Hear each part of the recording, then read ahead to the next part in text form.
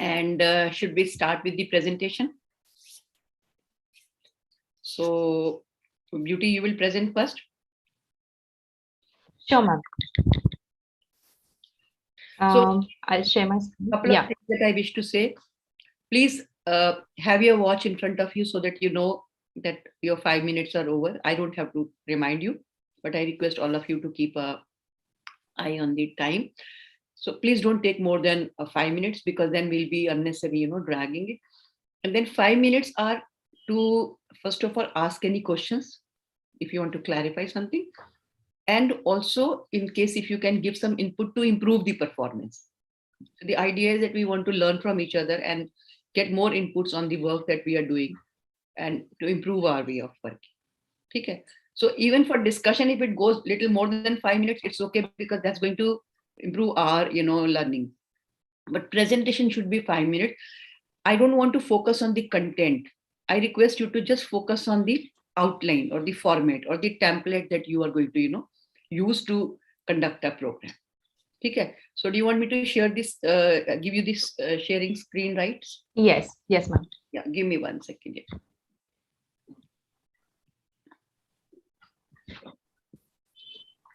So I think now you can. Yeah, I can. Yeah. Is my screen visible? Yes. Yes. Cool. 1 minute. Okay. So it's 8:18. I'll keep my watch in front of me. 8:18. I'm going to stop at 8:23. So the hypothesis that I have in mind or had in mind when I was creating this program were two. One is that one is that there is a lot of fear amongst healthcare providers in terms of doctors, nurses, reception staff, everybody else who has to handle complaints of a patient. So there is a lot of fear amongst them, and that fear is because they are not equipped with the knowledge that they are supposed to be equipped with to handle these kind of situations. So these are the two linked hypotheses that I have in mind when I designed this. So the design is assuming that this is the first ever session that I'm having with this group of 20 to 30 people. That's why there will be an ice breaking activity. And that ice breaking activity I've purposely put as a topic icebreaker, so that I also get to softly launch my topic and then also get people's inputs and expectations of the topic about from the session. My first topic would be why encourage complaints, so that they understand that somebody when they approach or when a patient approaches them with a complaint, they don't have to be scared of that complaint, or they don't have to be scared of that patient complaining to them. They have to be welcoming that patient, because there are positives of the complaint and etc. So that I'll detail out when I'm speaking to them about this. What does a patient need when they are complaining? So that will be my second topic that I will speak about. And the delivery would be, the first topic will be delivered in form of a storytelling. I will tell a story, or I will request somebody to tell a story. The second topic would be theory, and I'll share my experiences on what I have seen as when patients complain from my previous experience in the earlier organizations. What do complaining customers want? This will be purely theory, because there are a lot of theory aspects to it. I'll allot 20 minutes each to these two topics. We'll briefly touch about what are the types of dissatisfied customers, so it gives them clarity as to how to approach a particular type of customer. So there are many customers who keep on talking about one particular complaint. They keep on pinching about the same thing again and again. So how to handle that? So these kind of things I will touch about, and this will be more of a class activity where the entire class as a group gives me answers, and I put down on a say chart paper or board together, and then we compile it into a learning. Pitfalls to avoid during complaint resolution. So this is also a class activity. And steps in skillful resolving. So this is the center of my entire training, because this is what we are trying to build. And that's why I've kept it as a skill demonstration, wherein I will demonstrate, maybe I will ask somebody to enact a patient who's angry, and I will demonstrate all the skills that they're supposed to be demonstrating or displaying. Documenting a complaint, it's a very small topic, but I've kept it purposely so that they know that this has to be documented and this has to be sent to right authorities for them to take an action or keep a note of that. In the end, I will have a summary and take home message purposely put into a demo and a role play. Why I have put a role play in the end is because once I have taught them everything, then I want them to enact and take the learnings from that instead of them um, half cooked khichdi and then they are asked to do some role play that won't be fun. That's the idea behind it, and I've allotted 60 minutes to it. The entire session is for 2.5 hours, and this is what I plan to take. The last 1 minute, the success criteria for my session would be that I want people to carry the confidence of handling a patient. I want the people who attend, I want the trainees who attend the session to carry the knowledge of handling a complaint. I want them to know exactly whom should they, if there is a complaining customer, whom should they redirect?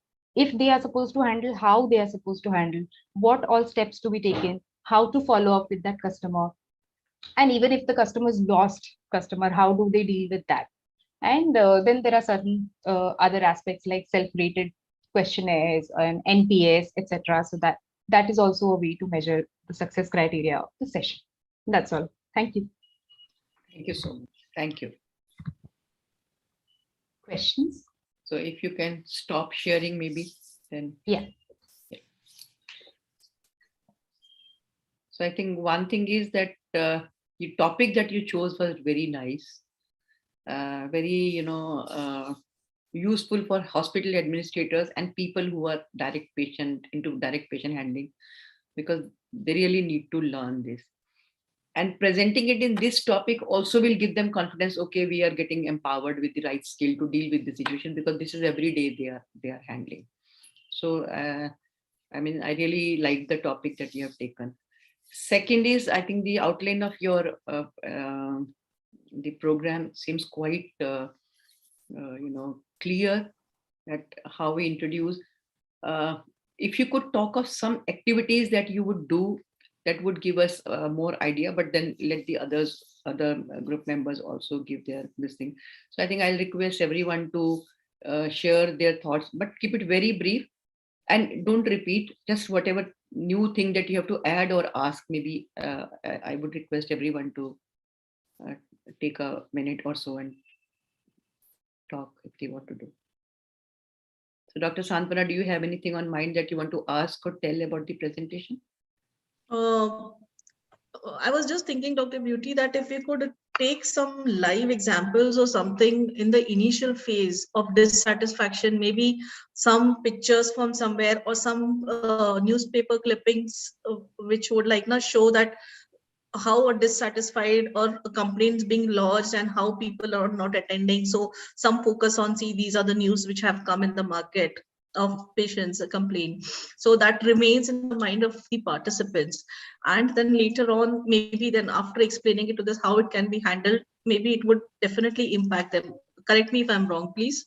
Yeah, no, it's a good idea that you can add some. Absolutely. In fact, the first topic that I've kept as a experience sharing model of delivery, that experience sharing can be broadened to include some of these aspects also. Oh, brilliant. Thank you, Dr. Thank you. So, Dr. Samira, you wish to ask anything or say anything about the presentation? No, it was so perfect. So perfect. That's good. Yeah. Thank you. Gurleen, anything that you wish to ask or say? No, ma'am, just praise for Beauty. I think she did exceptionally well. Chalo, That's very so good. kind of you. Thank you. In fact, ma'am, Beauty has given us the way to go ahead. So after you putting up it on the group, and before that we had a discussion, so I had everything as a frame ready in front of me, which I could have presented better. So I took permission before I put on the group. I said it will set kind of clarity for everyone. So that's the purpose that we. It was beautifully done, Beauty. Looks Thank you very so much. comprehensive, Beauty. Looks very comprehensive. Thank you, ma'am. Yes, she can start with the latest incidents in media, whatever is there regarding patient complaint, and on top of that, she can start her presentation. So Dr. Hemant, you wish to add something? Yes, ma'am. The one thing is like which is in media and thing like and it has different connotations at times. Mm. So it can be a grievance, a kind of a thing. But one more thing which is like the complaints are the internal complaints. Mm. So interdepartmental complaints. Mm. So they cannot went out anywhere. So even Yeah. that kind of a complaint, which will enhance them at a better team, and that is the place where they are all assembled. So it will serve a cause. So it's a kind of introspection and complaint, and we know that these are the issues also. But very well presented, and as always, the benchmark, the bar is kept high. So again, everyone has to like match it up and go ahead. Yeah. So all the best. Thank you. Yeah, even Thank I you. found her So- presentation very good. So Poonam, if you have anything to say, and then Bindu, Nay, very good presentation and very comprehensive and up to the mark she has done. wonderful. Thank We can- Thank you, Bindu. Bindu, anything that you wish to say or ask?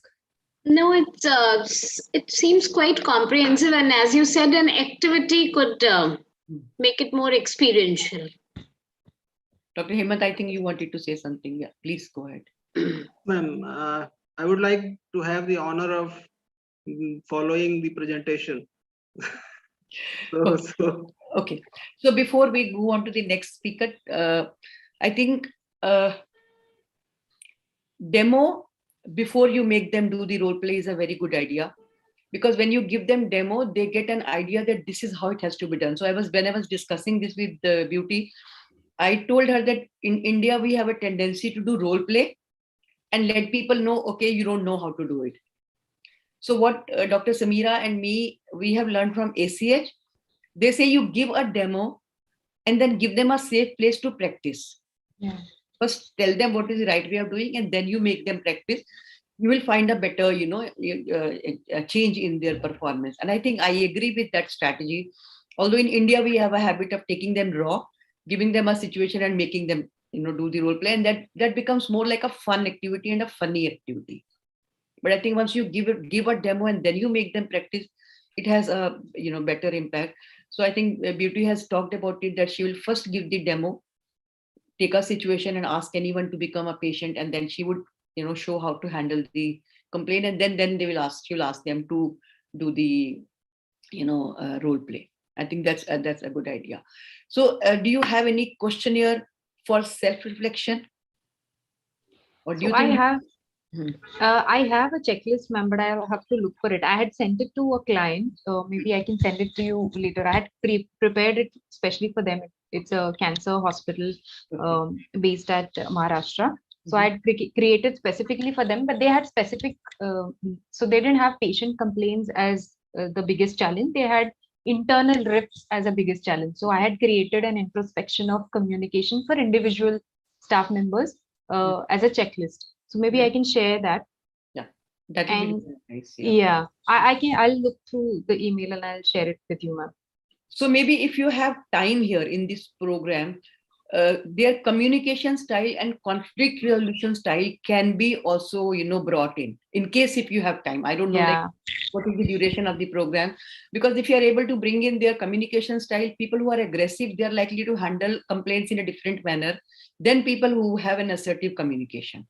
Yeah, So brilliant. it can also be brought in. And conflict resolution style also. There are people who just get into, win-win kind of a situation. So, I mean, if that's your style, definitely you will be able to send your patient satisfied. But if you have a tendency to you put the other person down, or, argue or prove them wrong, then you will definitely take a negative approach. So that can also be integrated, because that will give them a material to introspect that, okay, this is my primary communication style, or this is my primary conflict resolution style. So this is how we can actually, Yeah, it can include. totally, ma'am. And it'll be an interesting activity. Sorry to cut you, Yeah. ma'am. It'll be an interesting activity to actually do the communication style, maybe as an icebreaker or as a summary or somewhere in between. But it'll be an interesting one to. I match the normally puzzle. try to, attach some questionnaire, because when people get to know about themselves, they are able to relate better. And somewhere Yeah. there's a realization, oh yes, because people who are aggressive or passive aggressive, they know that they are. Yeah. And they become more clear about it. Okay, this is what. Second thing that I want to add here is the book that I have written. There's a complete chapter on how do you handle difficult conversation or difficult patients. So when you talk about patients, I think I have written around 8 to 9 kind of patients. Patients who are clinging, patients who are demanding, patients who are, I am unique, or treat me first. So I have also talked about different strategies. How do you go about, so if you get a chance, have a look at that also. I will, ma'am, Yeah. for sure. Yeah. So I think we move on to the second speaker, and Dr. Hemant wants to do the presentation. So please go ahead, sir.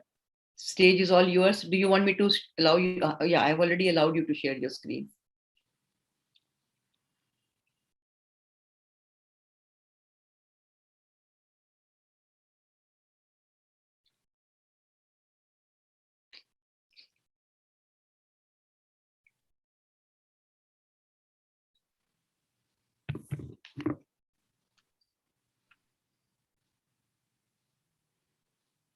Good evening. Am I audible? Yes, you're audible. Good evening. Actually, whatever has been my experience, I have felt we always look into from our perspective, but we have to realize that healthcare, the primary revolving around the patient. So the patient's perspective is very much important, and if we look through the patient's views, then we'll be able to serve them better. And in other things, we are selling products and something, but in healthcare, the only thing which we can provide them is memories for lifetime, which they will remember. So all our focus, and as a team, and with the phenomenon of patient first.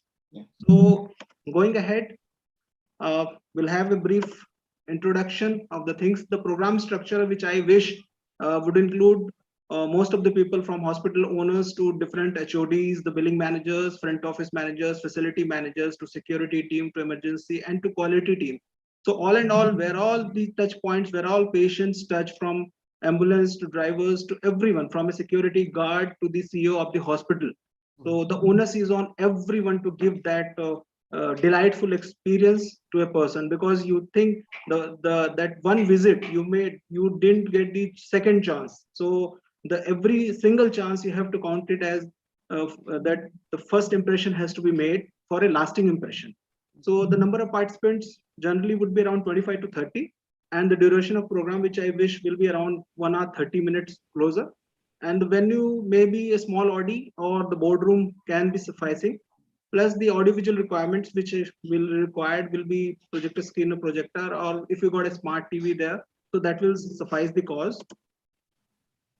The topic which I think are relevant for this thing is starting with the introduction, and the self presentation is very much required, because I have to also share them that I have been in thick and thin of things, and how those experiences will take you along. And starting with patient's eyes, how does the patient, when he enters and see the things, so I will denote then what patients hear, and your communication part is very much required. Then patients touch the things.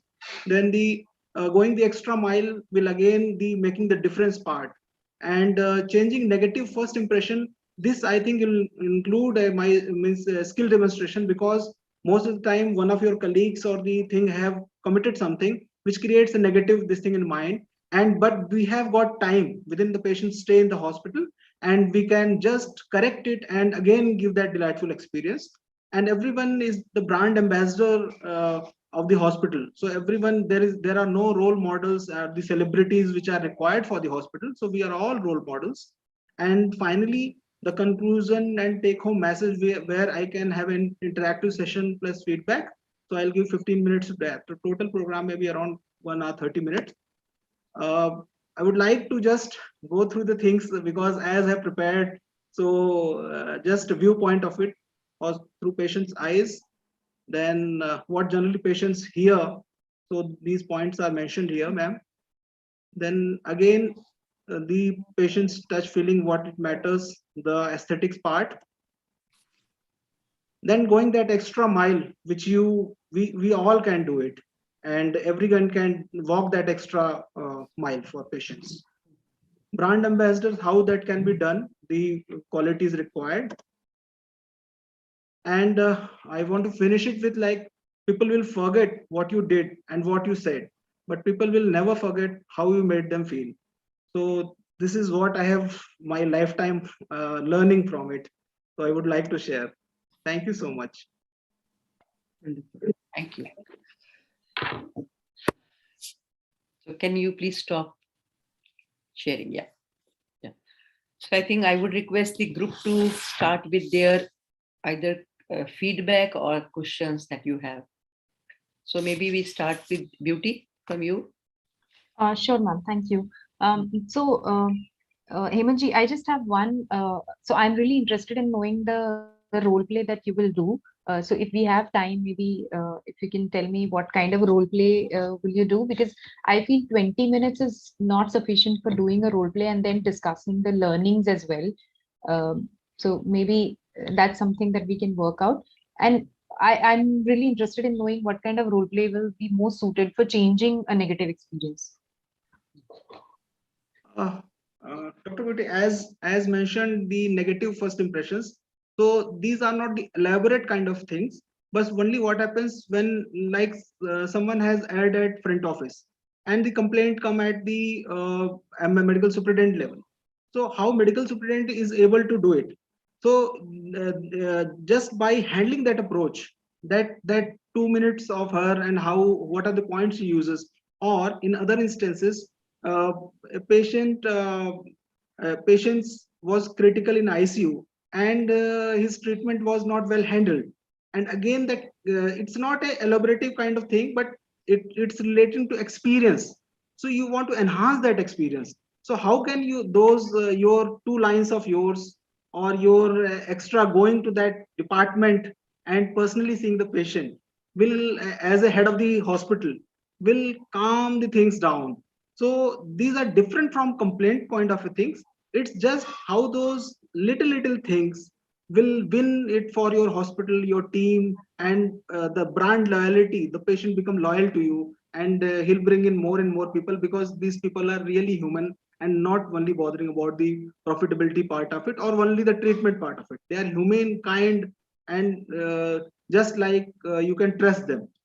So it's like, I would like to relate ki, when in Indian Railways, you will be more comfortable sending your elderly patients in a Rajdhani Express to Kanyakumari or Chennai than in a normal express. So that kind of assurance which you get, and that's how I feel it. Thank you. Thank you. Anybody, if anybody has a question to ask or any point to add? Yes, Dr. Santana. Dr. Hemant, you can actually include some clips like the one which was in Munna Bhai MBBS, wherein how the patient, when entering into the hospital in emergency, how that patient was treated, versus maybe one of the clippings from some good hospital where a very systematic and streamlined way of admission in emergency and all takes place. There are a lot of serials also nowadays who have got such kind of a very systematic way of presenting how the patient is taken inside. So both the things you can present it across in one of your sessions. Any other input? Because this remains in the mind of people. The moment they see, they start correlating it once they see that. Yeah, very true. Very true. Any, Dr. Samira, anything you wish to ask or say? Thank you. Really, these 2 topics are very new for me. So they are amazing. Thank you. Thank you. Thank you. Gurleen, anything you wish to ask or say or comment? Okay. Binduji, yeah. Ma'am, ekdam kuch strike nahi kar raha. I mean, overall, it looks good. Poonam, are you थोड़ा सा जैसे doctor सांत्वना ने कहा, उसको interesting बनाने के लिए क्लिपिंग्स वगैरह would add more relevance to it. So Poonam, are you there? Yeah. Unmute your device, please. Yeah. No, you're still muted. Yeah, actually I missed little bit part. Okay. I had to attend some urgent calls. So no problem. It was overall very good. Overall very good presentation and a good topic. Yeah, which we can relate. Yes. Very good topic. Yeah. So I think, Dr. Hemant, could we see the presentation once again? I wish to give a couple of, ideas around it, if you are okay with it. And ma'am, would you, I mean, if we can share all the presentations to all of us later at the end? Sure. Will be really Maybe. Yeah. So can we go back to slideshow? Yeah.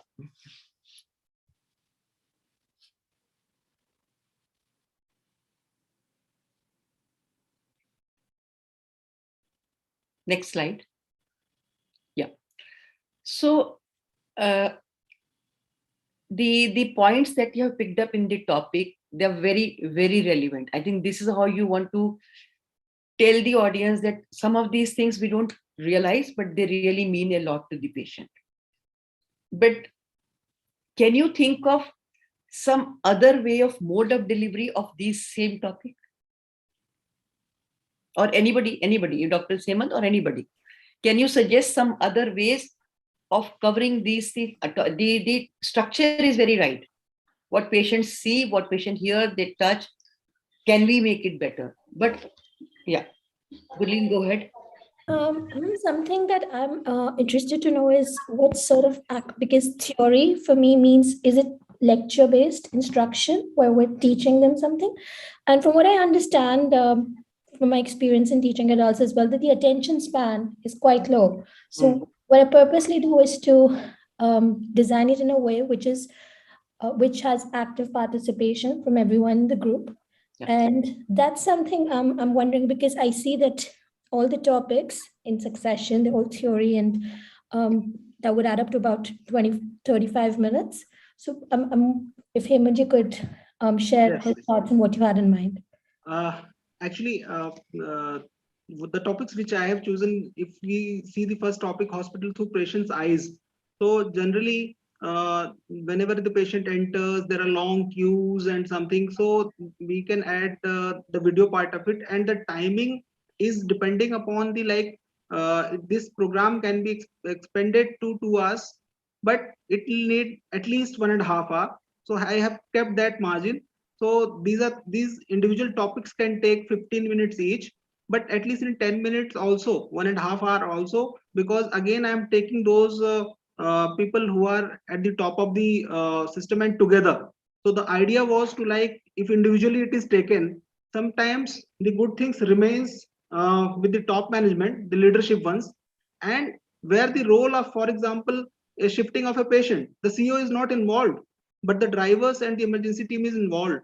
So they are able to see that perspective also. So together when they see, they know, okay, how If you allow me to interrupt, sorry.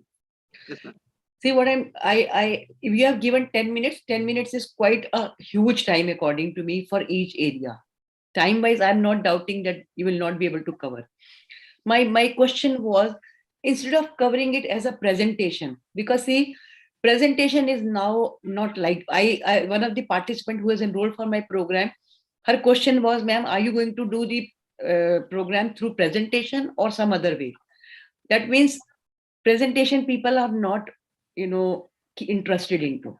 What they look for is, can we be engaged? Can we be made to feel? Can we be made to do something? So, like, for example, you have talked about theory. Even if you could think of Socratic questioning on this,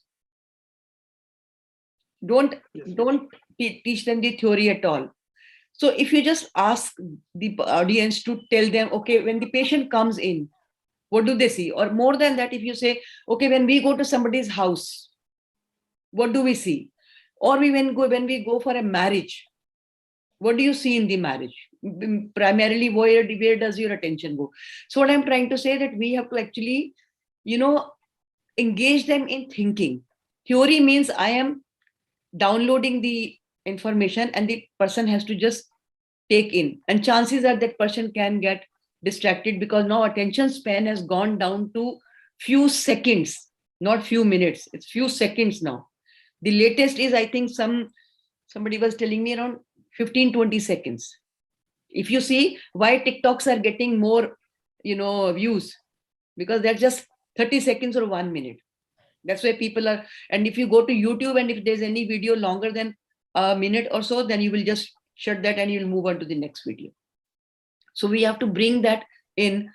And these topics are right, but I think we need to have more activity, more engagement of the audience. Otherwise, I think this structure is very good. I can tell you, can we stop sharing? Can we stop sharing this slide so that I can just, wind it up and move on to the next speaker? I can only tell you one thing. I did a program with Dale Carnegie, that is Train the Trainer program. 3 days program. I paid 45,000 rupees at that time. I think now they are charging around 75,000 rupees for the Train the Trainer program. 3 days, 9 o'clock was the program. Most of us used to be there by 8:30 because we knew it will be traffic hours, in metro. 8:30 he would start the program, and it will go on till 5:30, sometimes even 6 o'clock. Will you trust me that he did not show even a single slide? And we were 30, 40 of us, and all trainers, not like anybody raw, all trainers who were into training, who were doing training, who were very well versed with training. And he did not show even a single slide, but he could still engage us, keep our attention. So we have to be more innovative in our approach. PPT era is gone. So you'll have to really let go of that. Hanji, please. Ma'am, I would like to share. When I was writing the mode of delivery, so then I had my doubts in, and I am not into PPT kind of thing. I take extempore and through experience and this thing. So I have presented this only for sake of today, this thing, but as far as training is concerned, I don't use it at all. So that is how things go. And don't write theory, either write questioning, or maybe some situation, or maybe asking them to, share their experience, that you went to another hospital. What all did you see? What all did you feel? How did you find their conduct? What did you miss in that hospital? That would be a more, experiential kind of experience sharing kind of Right. So I have actually not meant what I have written. It's generally I felt happy. You don't want to even see that slide. You say that it will be discussion around this. Yeah. Yes. Thank you so much. Thank you for a wonderful attempt. Okay. So who goes next? Karo bhai, volunteer. Okay. Dr. Santona, go ahead, please. Yeah.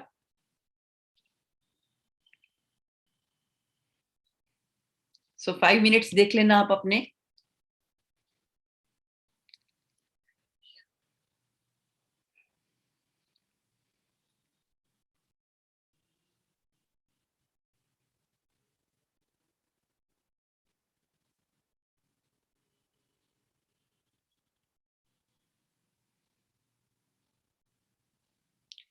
आज याद दिलाने एक अच्छी सी picture भी लेनी है सबकी.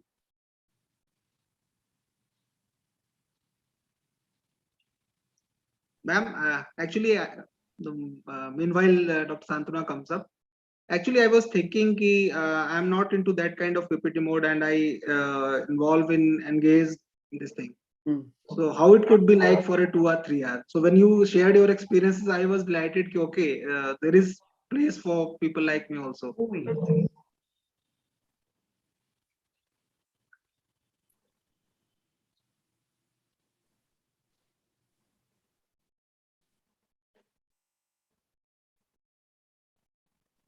Am I audible? Now, yes, you are audible. Yes. And is my presentation visible? Yes, yes. So according to my watch, it is 9:50. 8:50. 8:50. I'm sorry. So I'll conclude at 8:55. So dear friends, so today's topic is importance of quality and accreditation in healthcare organization.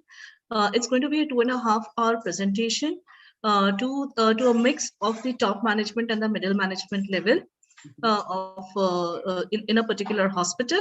And as the founder and chief trainer of Q Team, I'll be presenting it to them. I thank you, Beauty. You gave us a format on which we can now today discuss. So the group structure is for a group of 30. Okay, I'm sorry, I had corrected it, but it still shows as 50. And it's a mixed participant of top and the middle management. The topics that we were discussing was first, what I would do is like present it as a man of war, or actually maneuvering the session, or what we call as ice breaking, with classic examples of good quality and bad quality and its effect on an organization. This would be more in a form of a pictorial representation. in a bad and a good quality hospital. I will take around 5 minutes to present the pictorial representations and 10 minutes to brief the participants on the importance of good quality in a hospital. The second would come with the accreditation, the 5W and 1H concept in an accreditation, in which I would be discussing with them the importance and benefits of accreditation in an organization, with around 2 or 3 storytelling of every chapter that I would pick up, that how does it benefit when you are taking the chapters, or when you're picking up the accreditation standards. This would take 30 minutes. And what I have thought is that it's 30 minutes is not going to continue as just explaining on what the accreditation standards are.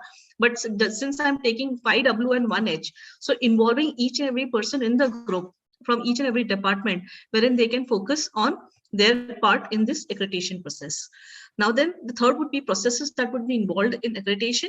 So in which I would be talking to them the importance of the standards and objective elements, was letting them know what exactly is the standard and objective element, and what would be the documents and process implementation points.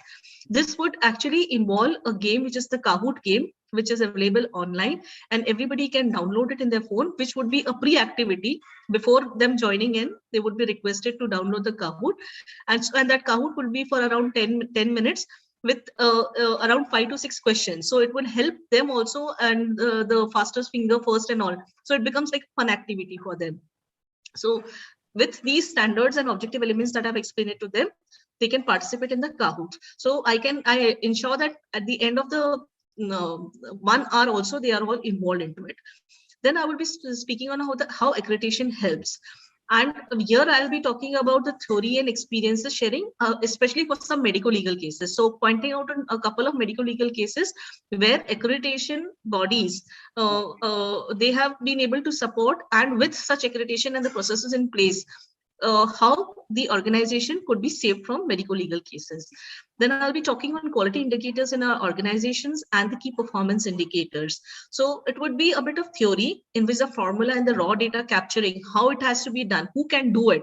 So at least the middle management people will understand, because the top management people know about it, but middle management would get to know that, yes, how it can be achieved and how can they respond to the top management on any of the queries.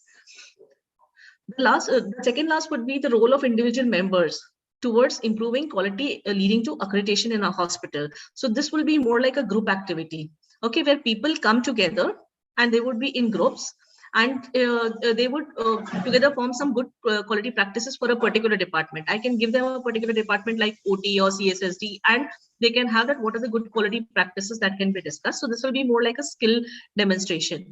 So it would be 10 minutes for preparation, and then the rest 3-4 minutes per group, they can add on to it. The take-home message for the stakeholders would be there as my final activity, in which it would be an activity involved an interchanging of the job responsibilities. The top management will become the middle management, and the middle management will top management. So they understand that what is the difficulties that each of the peer group faces during their implementation of quality in an organization. So this will help them to come to the same line. And this will involve around 15 minutes. So the entire time taken will be around 2.5 hours. And my assess criteria to beauty is importance of good quality in a healthcare organization, role of every member in improved quality and accreditation process, increased confidence in the middle management on accreditation and its outcomes. The process is redefined to set standards as per the accreditation criteria and increase satisfaction of the staff and the stakeholders. This is how I would end. Thank you. If there is any questions, please feel free to ask me in this forum. With you on this journey of quality and accreditation, yours truly, Dr. Santvana Wernicker. Thank you. Thank you. I think Beauty was logged out for a minute. She was not here. She joined. Yeah. No. I was here only, ma'am. I just have to change my place, so I'm connected from my mobile for a minute, and then I'll come back again to the laptop. Okay, no problem. So I think a very good presentation and on time, like we wanted you to really, and you are into training, Santvana, so I'm sure you are already doing it so well. So probably Beauty has given us, more, structure that to help you all to give a more comprehensive presentation. Very good. Thank you so much. So any questions from the group members or any suggestions? Santvana, you were so pro. I mean, Thank you, ma'am. Thank you. A polished person in the field. She does it every day, so that's her left-hand job. That's showcased. Yeah. Yeah, that's true. The most difficult part is to get the top management involved in any quality and accreditation process, ma'am. And it takes a lot of efforts. The middle management can still understand, but getting them involved into this activities. Today, I spent almost 1.5 hours in one of the hospitals where I kept on convincing, but ultimately they feel that it is not the job of the top management to focus, and that's where we actually put in a lot of effort. So these activities help when you want to involve the top management into it.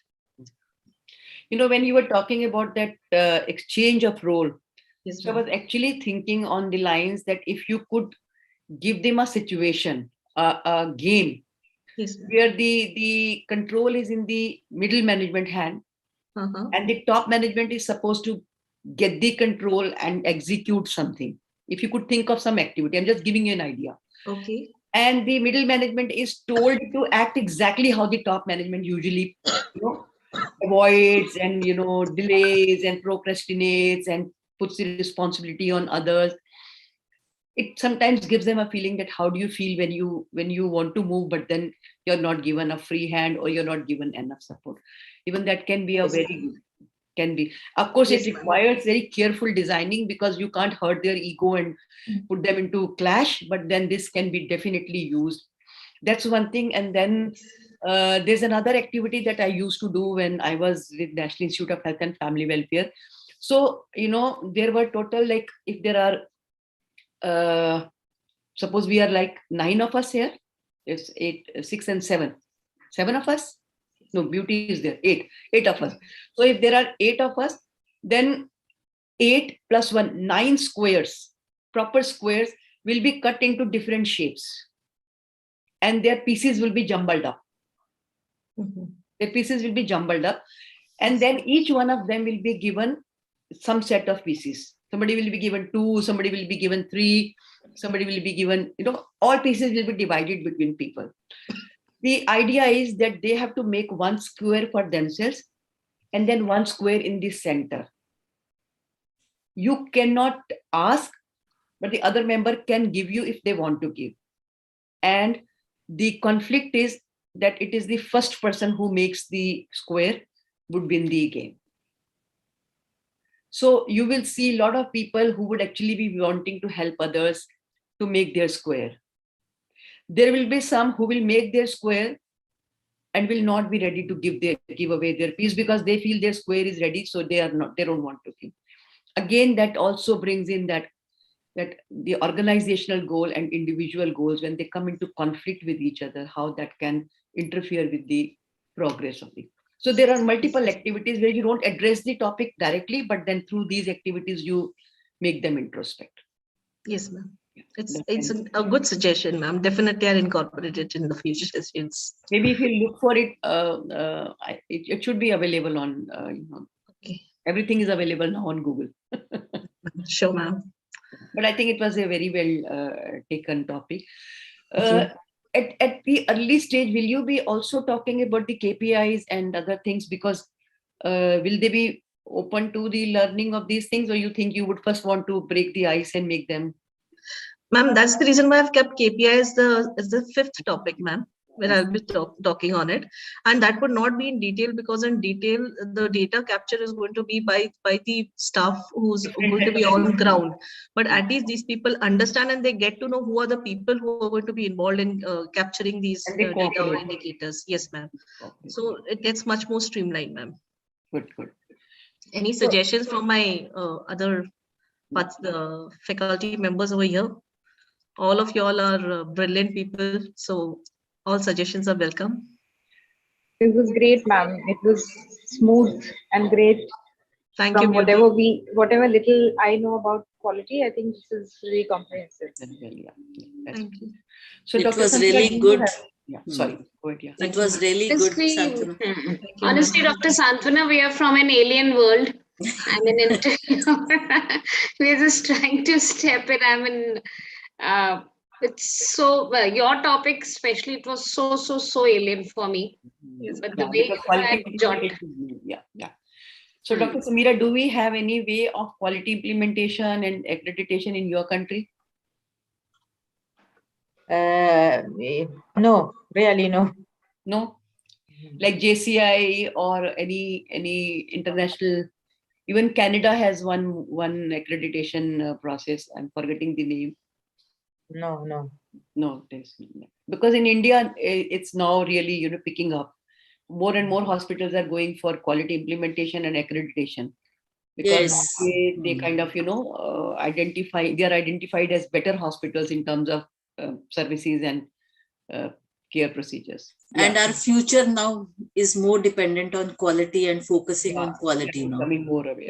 In coming days, quality will be really essential Yeah. part of healthcare now. I'm in both, in the private as well as the public sector, ma'am. Yeah, we have Even the already government achieved hospitals- up to some extent the quantity part, but now we'll focus more Even on quality. NQAS, that is National Quality Assurance System by Government of India, even that's a very good accreditation system. If somebody really applies it genuinely, I mean, you can really improve your way of functioning, both in procedures and in your processes. The only thing is it should not be only on paper, it should happen actually in reality. But that's the irony. Most of the quality implementation is mostly on the paper and not in the real sense. Actually, ma'am, when I go as a Niti Aayog assessor to all these district hospitals and all, we see that data is there, but when we speak to the people, we really don't get that kind of an input. So I always feel that at the district hospital levels and all, we really need to have some good trainers who can actually take them to that level. Yes, ma'am. That is the reason I've stopped going for assessors, assessments. I don't go for assessments now. For the last 3-4 years, I've stopped going completely. I did a couple of virtual assessments, but then I found them useless. I said, no, I can't invest time into this, which has no value. And then I now every time they call me and they inform me and they ask me my availability, I say, no, I'm not available. I have my program. I have stopped going for, yeah. Dr. Hemant, you wanted to say something. Please go ahead. Ma'am, my point is, ma'am, ki everything, new thing which is required, which is into compliance part of it. As an Indian mindset, it's not very easy, like telling a mask to wear, in spite of that's in the way. So that the mindset changing is taking a lot of time, and quality presently is directly being referred to like the business part of it. Yeah. But to grassroots level, the quality is followed by very rare. And even I think NABH now needs to have something differentiator. How can you differentiate between a Fortis is also NABH and another hospital is also NABH? But there is huge difference. So I think there is again the revamping things needed. And JCI is a distant dream. It will take another. But ma'am, one thing is, again, this thing is like quality when it came and now it is spreading and doing a lot of things. Again, communication is into that nascent stage, which needs to have that level up to like quality. And one day it will also have that standing. Hopefully, in my lifetime, hopefully. So it will be there. When you can see medical, it has come into MBBS, AdCom has come. Yeah. So I am thinking that in nursing, in allied health and other thing, dentistry, it should also be incorporated for the time. It should come, yeah. That's true. I agree. Gurleen, you wanted to say something?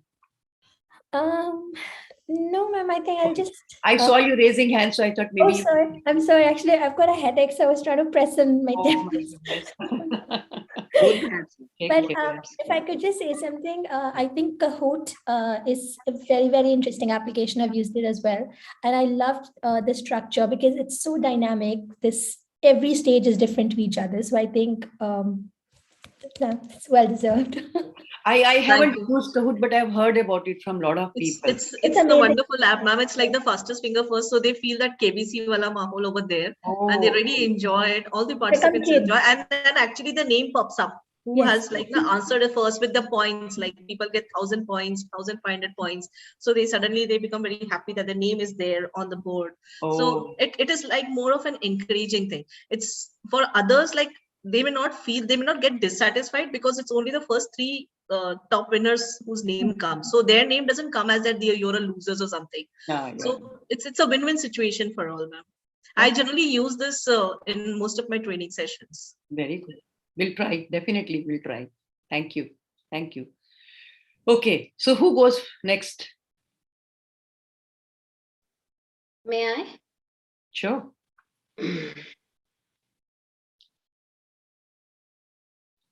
Shall I share the screen? Yeah. All yours.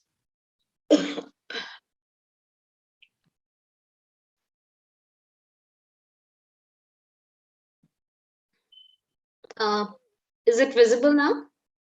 It's taking time. Yeah, it's visible now. The topic which I chose for today is managing patients' expectations, and it is particularly for the front desk personnel, Mhm. the receptionist, Mhm. Yeah. Thank you, Beauty, for giving us the structure. I took my daughter's help to create it. Yes. Initially, to begin with, Can you go to slideshow, Bindu? Can you go to slideshow? Where is it? See, next to, if you look at file, if you keep moving towards right, after animation, it is slideshow. Give me a minute. Yeah, after you go up, take your cursor up, little more up, go further up. Where in the... आपका cursor तो मुझे दिख रहा है, ऊपर ले जाओ और ऊपर वाले टास्क बार पे ले जाओ. सबसे ऊपर चली गई मैं तो. नहीं, अभी भी नहीं आपका. स्टॉप करूं एक बार? नहीं, स्टॉप नहीं करो, कर्सर हिलाओ, अपना कर्सर हिलाओ. We can't see your cursor moving. हाँ, अब गया, और ऊपर जाओ. Go little more. और ऊपर जाओ. Your cursor. एक बार shift और F5 बटन प्रेस करो ना. Shift and F5 on your keyboard. It should work. Shift F5 together. Shift plus F5. Can I make a suggestion? बिंदु कोई मैम करके दिखा देते हैं. Yeah.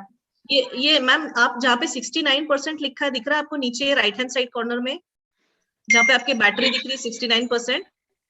जी. राइट हैंड साइड कॉर्नर में, उसके पास में ही लेफ्ट हैंड साइड में एक छोटा सा आपको आइकन दिखेगा. एक साइड पे माइनस है और दूसरे साइड पे एक और आइकन है. कप सा बना हुआ है. हाँ. नहीं, वो आइकन को हाथ नहीं लगाइए मैम, माइनस को हाथ मत लगाइए आप. माइनस उसके राइट हैंड साइड पे, आप लेफ्ट हैंड साइड वाला जो है ना उस पे लगाइए. लेफ्ट हैंड साइड वाला जो अब 100 है ना, 100 के लेफ्ट पे जो है. मैम एक सेकंड दो, I just call my daughter. मेरा थोड़ा सा एक सेकंड रुको. Give me a minute please. Sure.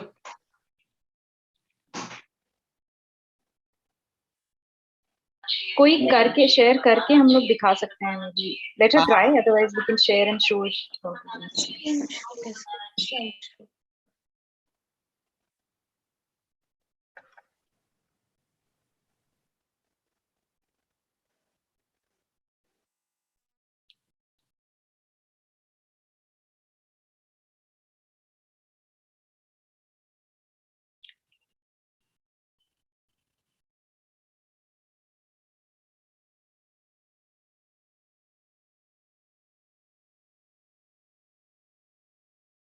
Fine. अभी भी हुआ नहीं बिंदु. कुछ नोटिफिकेशन आई थी ना, दैट प्रॉब्ली मेंट कि एक बार दोबारा ट्राई करो.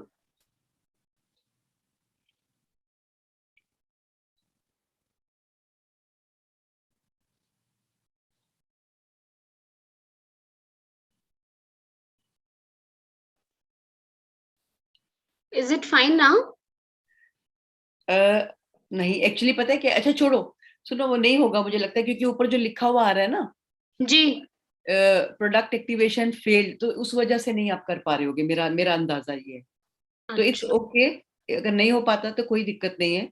बस इसका साइज थोड़ा छोटा करो ताकि हम देख पाए पूरी स्लाइड को. ऊपर से मैग्नीफाई कर दो, पूरी उसको, स्क्रीन को मैग्नीफाई करो.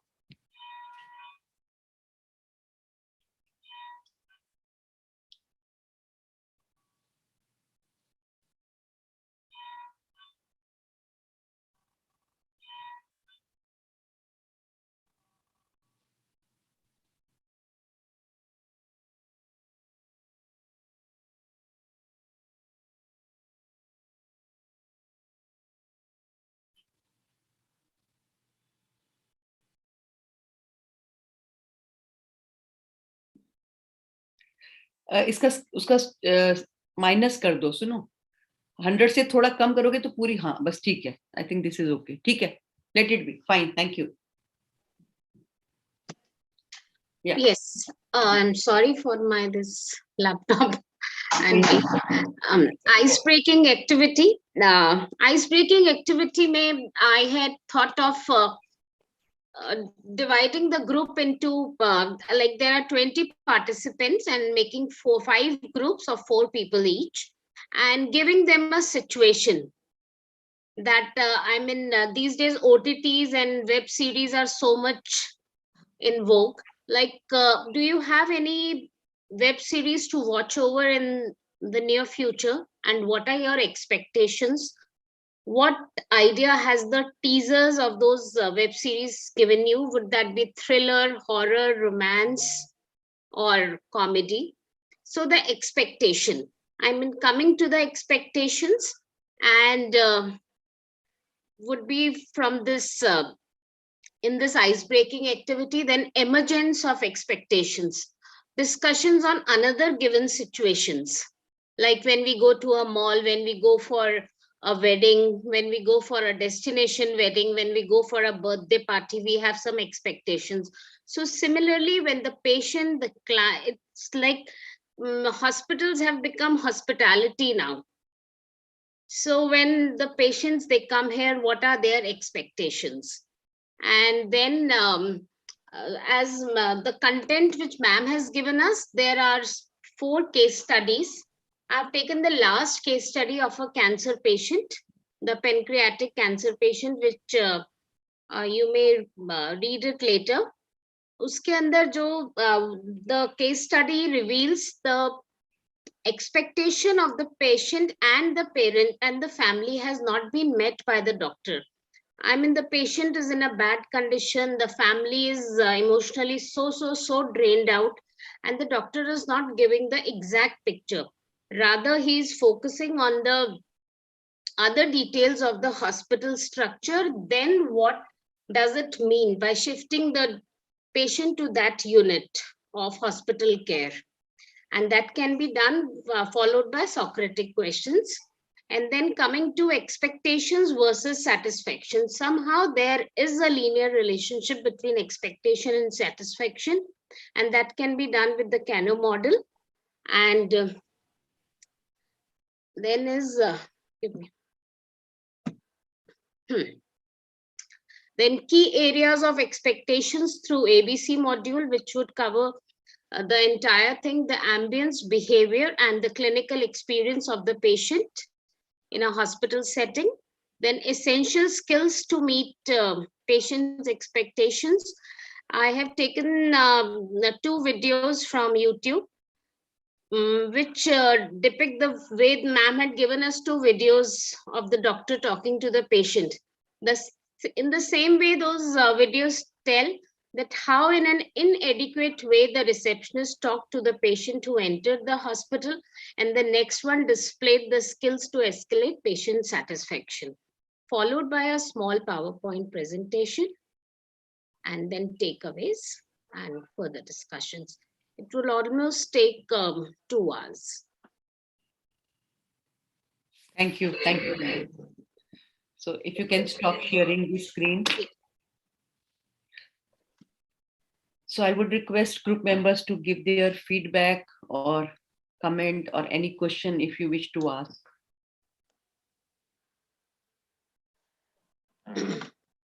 So let's start with Dr. Samira.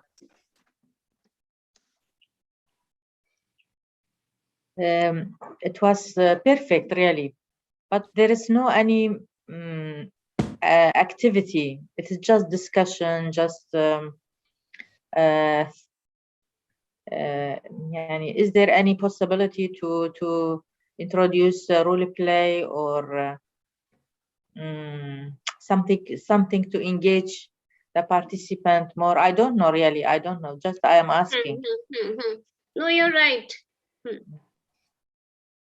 No, even you're right. A good suggestion indeed. Okay, we can continue. Yeah, Dr. Hemant, go ahead. Yeah. I have this thing like if every program starts including role plays and this thing, the training itself will become so monotonous that whenever there is a training, it will again, we will go into era of how PowerPoint and the slides theory may be. So I think there will be certain things, because at all the times role plays and these activities are not required in certain things.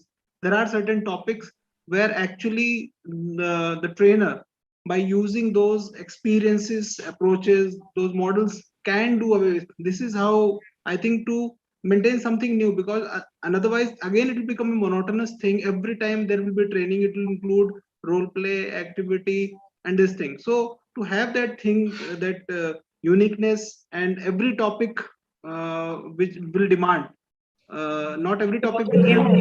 Dr. Hemant, the thing is, see, we need to know these pedagogies very well and pick and choose what fits where. But if you ask me, from my experience, I have even gone to the extent of taking feedback from my audience. Out of all these, which one do you think you liked the most? Almost like 1,000 students have said role play. Like, I have given them the option role play, video, discussion, and presentation. Presentation has been considered the last one out of all. That's my learning I'm sharing with you. I'm not saying do role play even if it is not fitting there. But if it is fitting, because skill building happens through doing and learning and observing. And you really have a tendency to reflect on yourself when you see others, because this is how human mind functions. We observe, and then we start reflecting on ourselves, and then we learn, okay, I do it this way. Even he's also doing it this way. That means my way of doing is right. Or he's doing it this way. My way of doing is this way.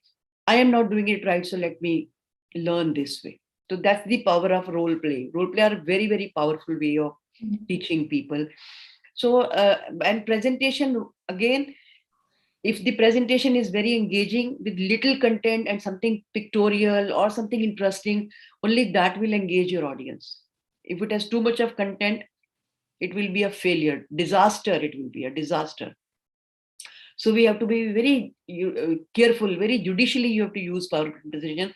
It should have not more than one line, which one can read. Rest content has to be in the trainer's mind. And this is what I use in my presentation. You must have seen there are hardly any words, just one line or two lines. And then there's a picture that catches your attention. Then there's a line that says what we are talking about, but the content is never there on the presentation. This is my learning, but of course, you may have a different opinion about it, and that's perfectly all right. I want others to share their experience. Do you agree with this, or you have some other thoughts on the same? Yeah. Yes. Yeah. Yes. So I think, ma'am, maybe the structure may become. Beauty, can't hear you. Can you hear me? Yes, we can hear you now. Yeah. Unmute yours. Yes. Sorry, my audio stopped working. Now it's working fine. Yeah, so the structure may become repetitive, but we must be mindful that every role play is not the same. The role play between me and Gurleen will be different from a role play between Poonamji and Binduji, for example. And every role play on every topic is totally different. So altogether, it's a different activity we are doing. Just the name is role play. Maybe we can call it something else. So the name can be something else, and the structure can remain the same, but the outcome and the content will be totally different. So I think we shouldn't stop ourselves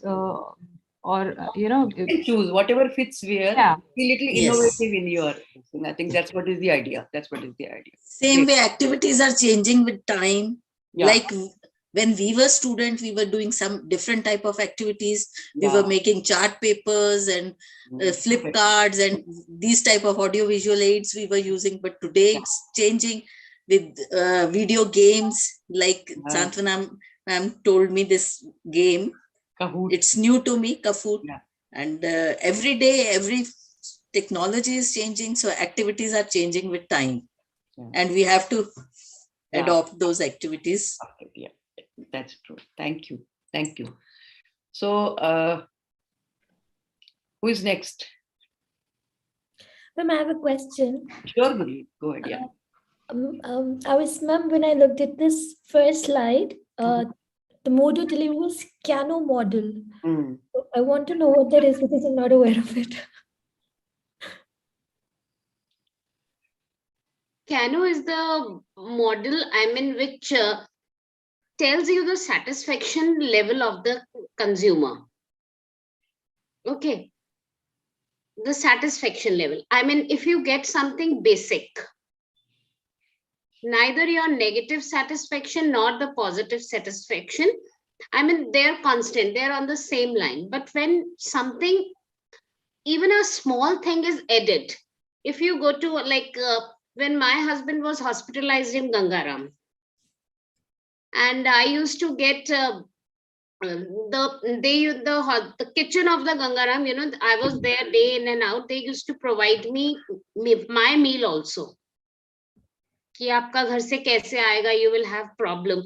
That was a delighter for me, that added on to my satisfaction and my conviction towards the hospital, because they were considerate on human grounds also. They weren't like, my husband doesn't take any spices. And it wasn't that कि उनका खाना सिर्फ बिना मसाले के बनता था, but the kitchen people, even the doctor used to specify the kitchen.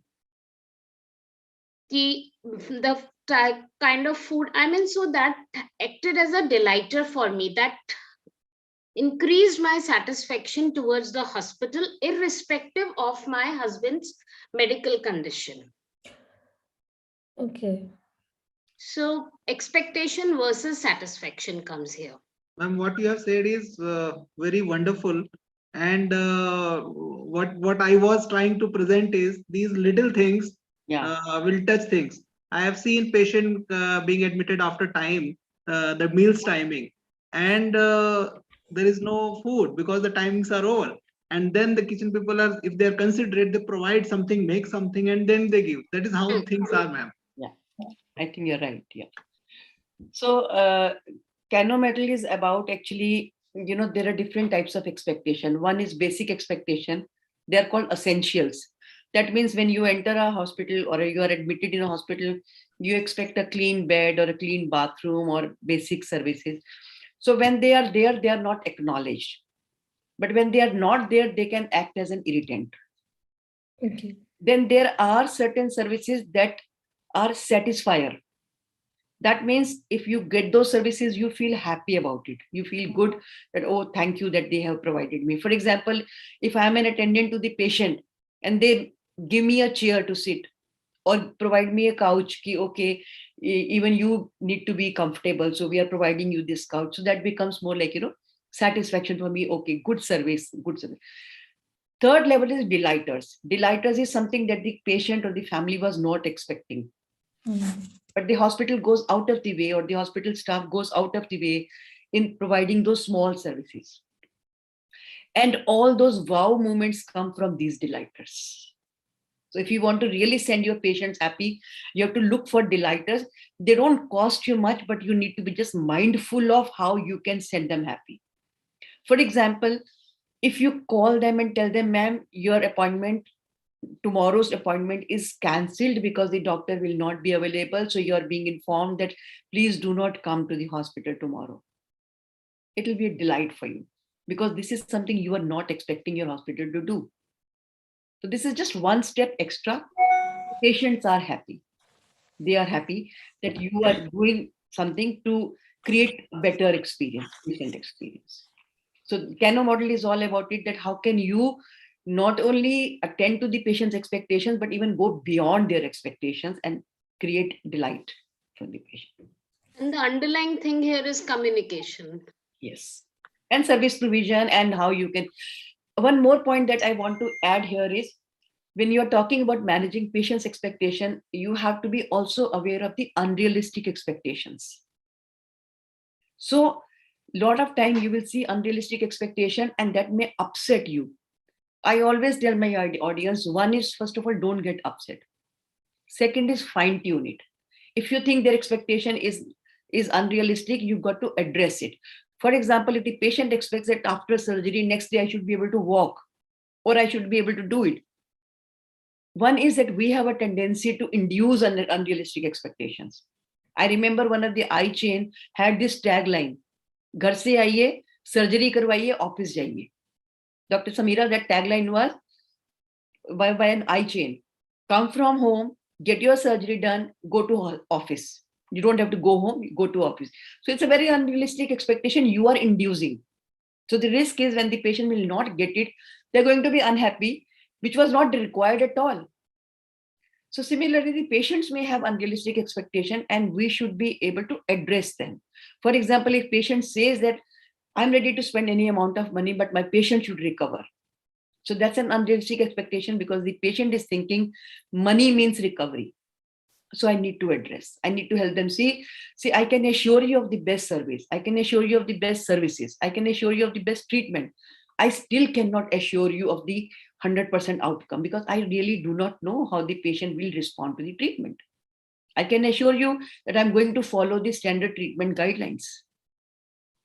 And whatever is required will be done. Even then, I cannot give you 100% guarantee of the outcome because I have no control over it. So even addressing unrealistic expectation is managing patient's expectation. Usually we hesitate addressing them, thinking that why the hell should I care? But then at the end, if you don't address them, that can be a reason for aggressive reaction from them. That's the purpose of. So thank you, Bindu. I think you triggered a good, discussion between the group members and good learning for us. Okay, so who goes next? 3 people left. Okay, Poonam, go ahead, please.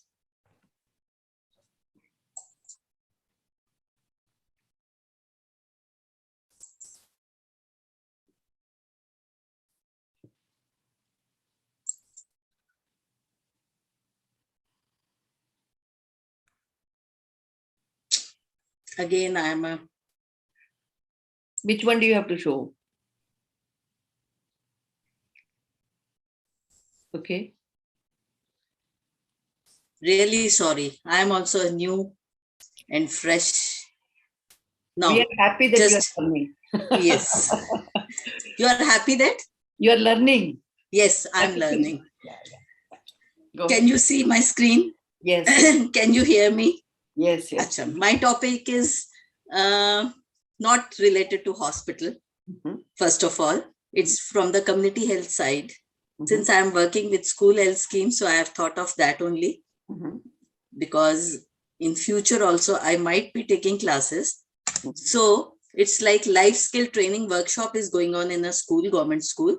And I have to take a session there for 2 hours. Now I have to go to next slide. So press enter button. Enter button. Press Okay. enter button. Yeah. Achha, I have to just. Yeah. My design outline or skeleton of my session is different than beauty or what we have discussed. Most of them have shown. My session design is that my topic is interpersonal relationship. And session duration is 2 hours.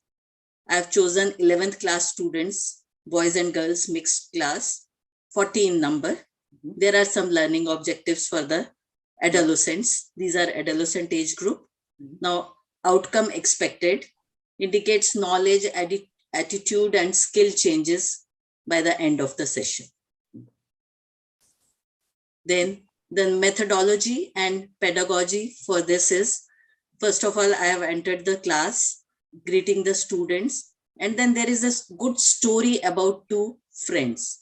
This is the age group where the friends are the most important people in our life. So I will be sensitizing them through their friendship. That story is like that, about very good friends. Now I'll ask the students, have they heard about the story about Panch Parmeshwar? If anybody has heard or read the story, they can narrate. And if not, then I'll call 2 students. From the handout, they can read the story. 2 students can come and start with the story. Story to the group can be narrated by someone, as I have said, and read through book or handout. And then I can distribute the handouts also to the students. And nowadays, like this, we can do it in rural areas or where we don't have so much facilities or resources. But in today's world, like in metro cities and all, we can show that story in the digital form through audiovisual screen or on the like a video.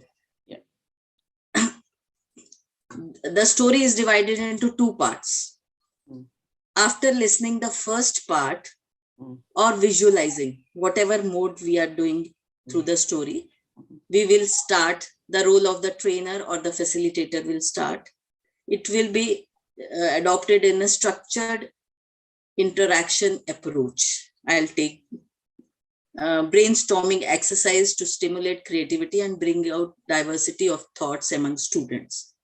Certain question answers way, group discussion, dramatization, quoting examples and life experiences. These will be the methods used in the my structured approach, where about the first part of the story, what they have learned from the first part, what was the plus points, what were the negative points about their friendship and all in the story, whatever they were.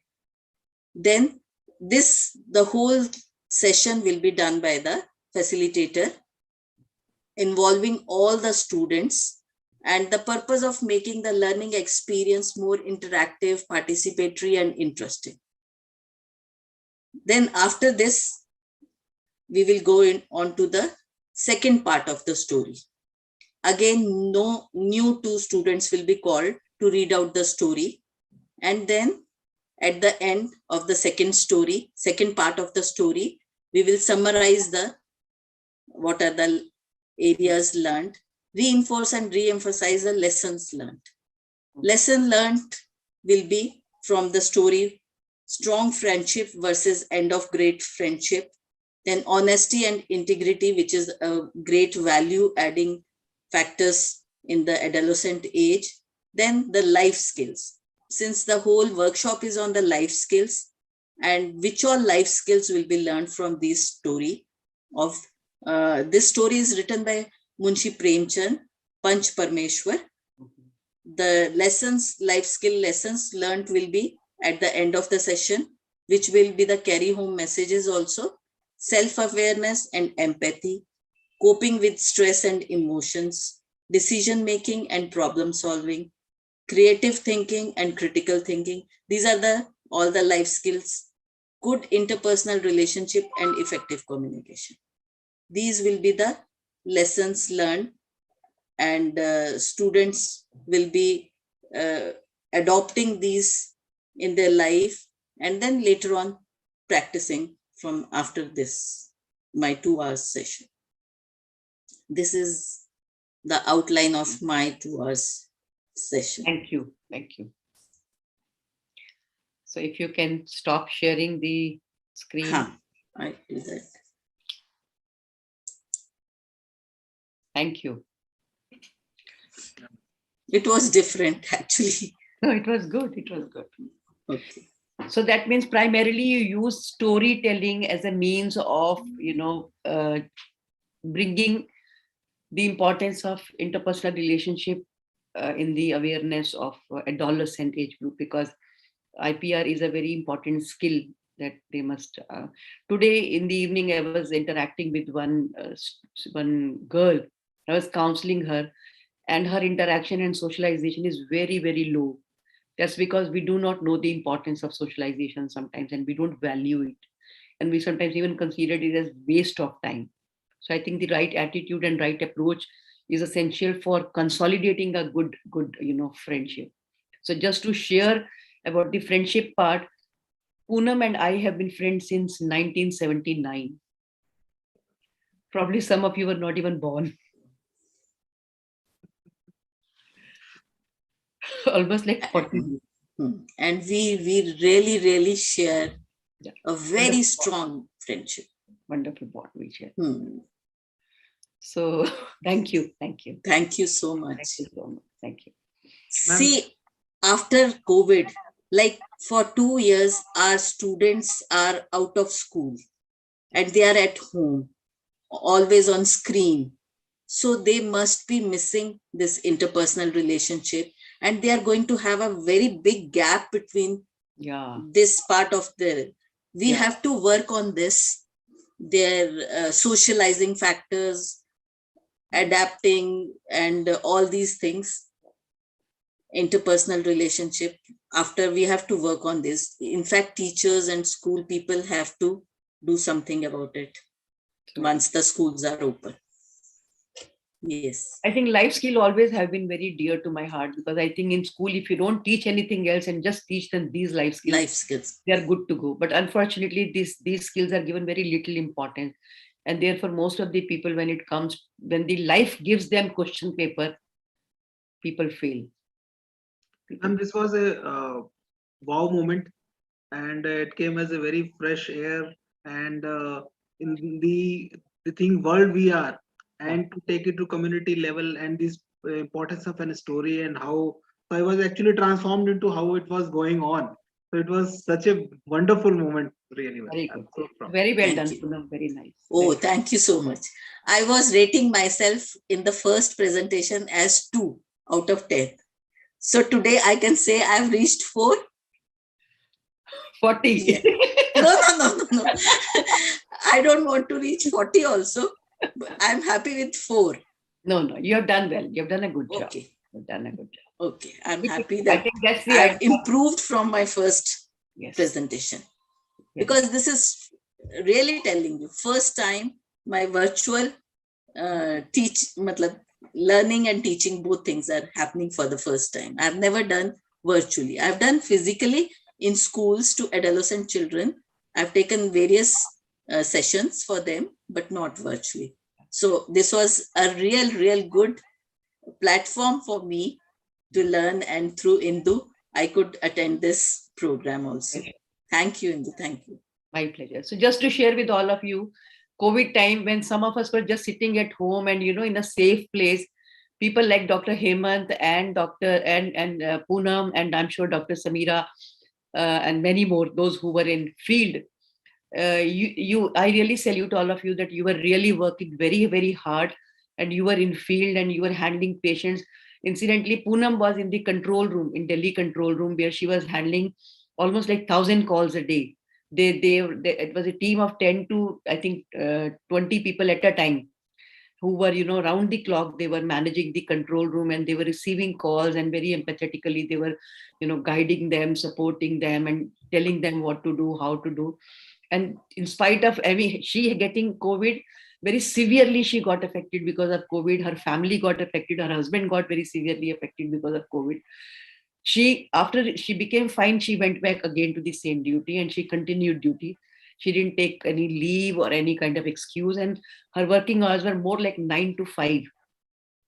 And I used to always admire her. I said, people like us who are sitting in the cozy comfort of our home and just, talking on virtual mode, you are the real warriors. I even saw Dr. Hemant's, performance and his pictures, when he was in the hospital and he was sick, and then when he came back.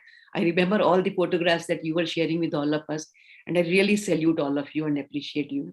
Thank for you, ma'am. all- Thank you so ma'am. much for Thank you, your ma'am. words. Thank you so much. From the core of my heart, I appreciate your effort. Ma'am, I would just say what you have said, the life skill, and these only will take you out. So I had that one Dilip Kumar kind of movie moment from this thing, which I really say ki whatever is shown in movies has happened somewhere, then it is in movies. Yeah. So there was one little incident which makes me think there was one position where the daughter of a person, the daughter could not survive. The mother has to come and see the face of the daughter, and the husband was in coma. So if we say ki, I just wanted to say ki there are times in life, and you have to facilitate that thing, that thing, and you are still there, and again you have to go back to home, and again you have to come back and take that morale of the team high and the people high. So those what you teach us today and you transform means hats off to you, ma'am. A person from this thing can come and perform on 70mm screen. So that kind of a thing you can make out of it. I'm happy that you are all getting benefited, and even I'm learning from all of you. It's a rich learning for all of us, I think. Thank you so much. Thank you. Thank you. So we have 2 more people to present, and we have 20 minutes. So let's quickly run through. So out of Gurleen or Samira ma'am, whoever is comfortable, please go ahead.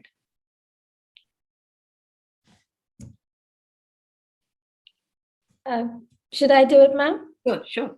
Okay. Then please allow me to share my screen.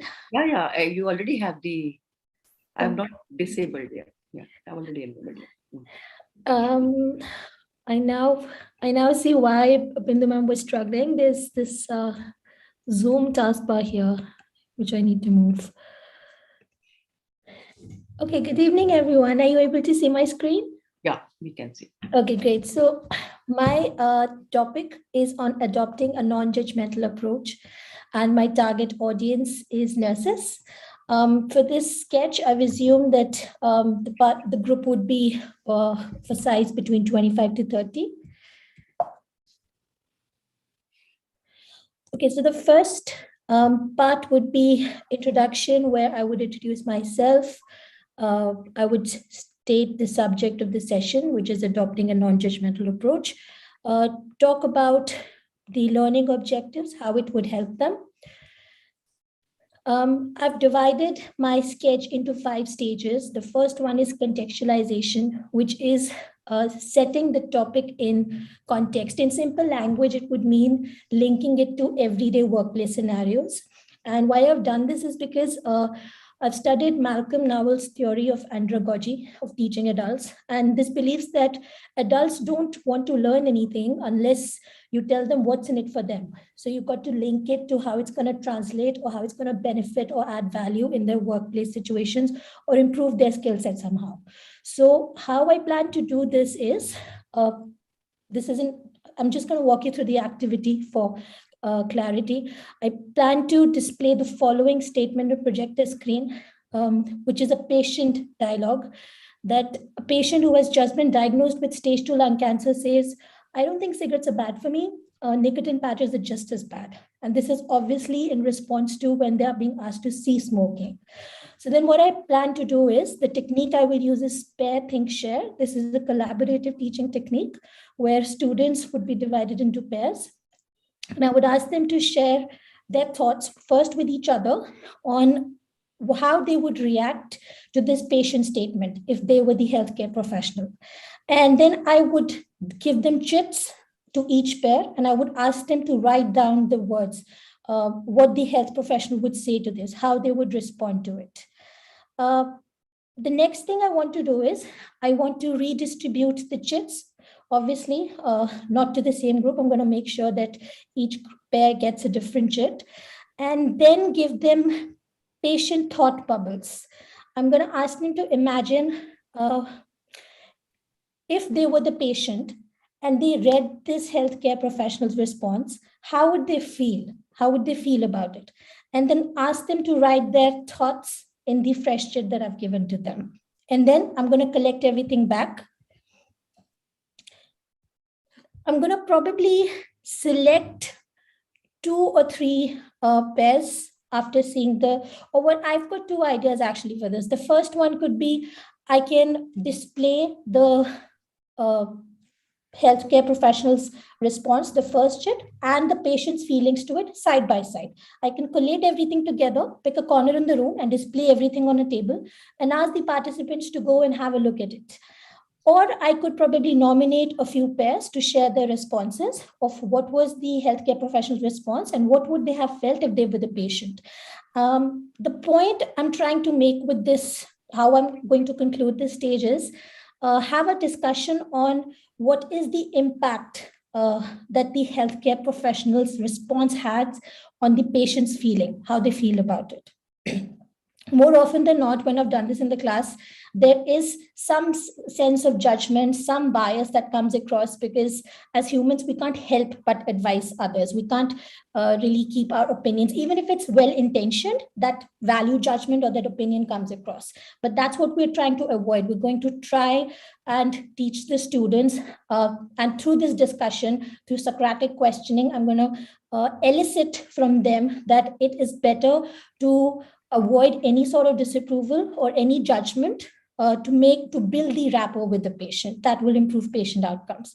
So this is the first stage, contextualization. The second is something I called exploring the skill. This just basically means that we are building on their previous knowledge. I'm sure in this topic, I don't have anything new to teach the participants, but what I can do is I can draw on their previous knowledge with some activities. So there are 3 activities I plan to do. The first one is an activity of do's and don'ts. I can give them techniques, good and bad.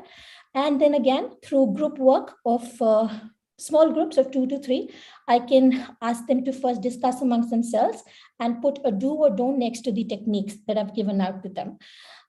After they've done that, as a group, we can discuss why they think it's a do or why they think it's a don't, or which technique is good for expressing a non-judgmental attitude and what should be avoided. The second activity I plan to do is we can call it problem solving. I'm sure there can be other terms that can be used for it. So I plan to play an audio, or if I can't record an audio, I don't have the time for it, I can prepare a transcript, which would be an interaction, a dialogue between a patient and a health professional. And I'm going to deliberately write the nurse's responses as such that there is judgment in tone, there is disapproval expressed through choice of words. And then I'm going to ask the participants to identify what are the examples where the nurse has passed a judgment for the patient, or where it was ineffective, where a judgment could have been avoided. After this, I can go either way. I've actually thought of two ideas here. The first one is where I can have a discussion with the group and note down all the responses on the screen, and then have them come up with different responses, the language that they will use to make it better, to improve those instances. Or I can give them another transcript, which would be written in a way which is improved version of the previous transcript, which would obviously have non-judgmental language. It would have more rapport building with the patient. And then I can ask them to compare the two and share the reflection on it. The third activity that I plan to use is a role play. And I'm going to do this by modeling and feedback. By modeling, I mean demonstrate it first as a trainer with a volunteer. And deliberately, I'm going to give them a role play which has a situation where judgment can be passed. To give you an example, a nurse visits a patient's house who's had a hip replacement and is reluctant to use a walker. So in such cases, first I'd like to probably elicit from the participants that, do you think judgment can come in here and how? And then I can model how this interaction would go on. Then I can nominate some pairs to first practice among themselves. The trainer can circulate around the room, see how they're performing, give them feedback individually. And after observing and seeing which pairs are doing well, 2 pairs can come and perform this in front of the class. And I believe that then as a group, we can also give them feedback on what was done well and what could have been improved. The reason I've written scaffolding as a part of the stage is because I believe that in this stage, when the role play is done initially as an illustration by me as a trainer, then also when the feedback is given, the trainer is more accessible. So lots of clarification questions can be asked during this stage, or even if the participants need help, this could be a stage where teacher can provide their inputs as well. This is followed by an independent practice. So I'm coming from a teaching perspective, so I've included this as the assessment where I can assess the trainers as well. This is where the participants, again, put into different pairs, would be given another role play to perform, and they'd be given about 3 minutes to prepare for it. Then they'll be asked to perform amongst themselves. The teacher can circulate, see how they're performing, note down the feedback, and at the end, have 2 pairs which have not had the opportunity to perform before, model this or perform this in front of everyone, and then feedback can be discussed as a class or as a group. This is finally followed by a consolidation or a follow-up activity. This can be a reflection where using a platform like Discord, which is after the class has ended and all the participants can share their views. It's an online forum that's used these days. So using something like Discord or a Padlet, participants are asked to reflect on what they've learned and share how this would help them in their workplace situations, how this would enhance their professional skill set. Another extension activity could be the chits that I collected during the first stage, where they were given the healthcare professionals' responses. I can redistribute it among the group and ask them to improve that response itself, and then have a few volunteers share that with everyone. So these were the 5 stages. I'm not going to stop my screen sharing.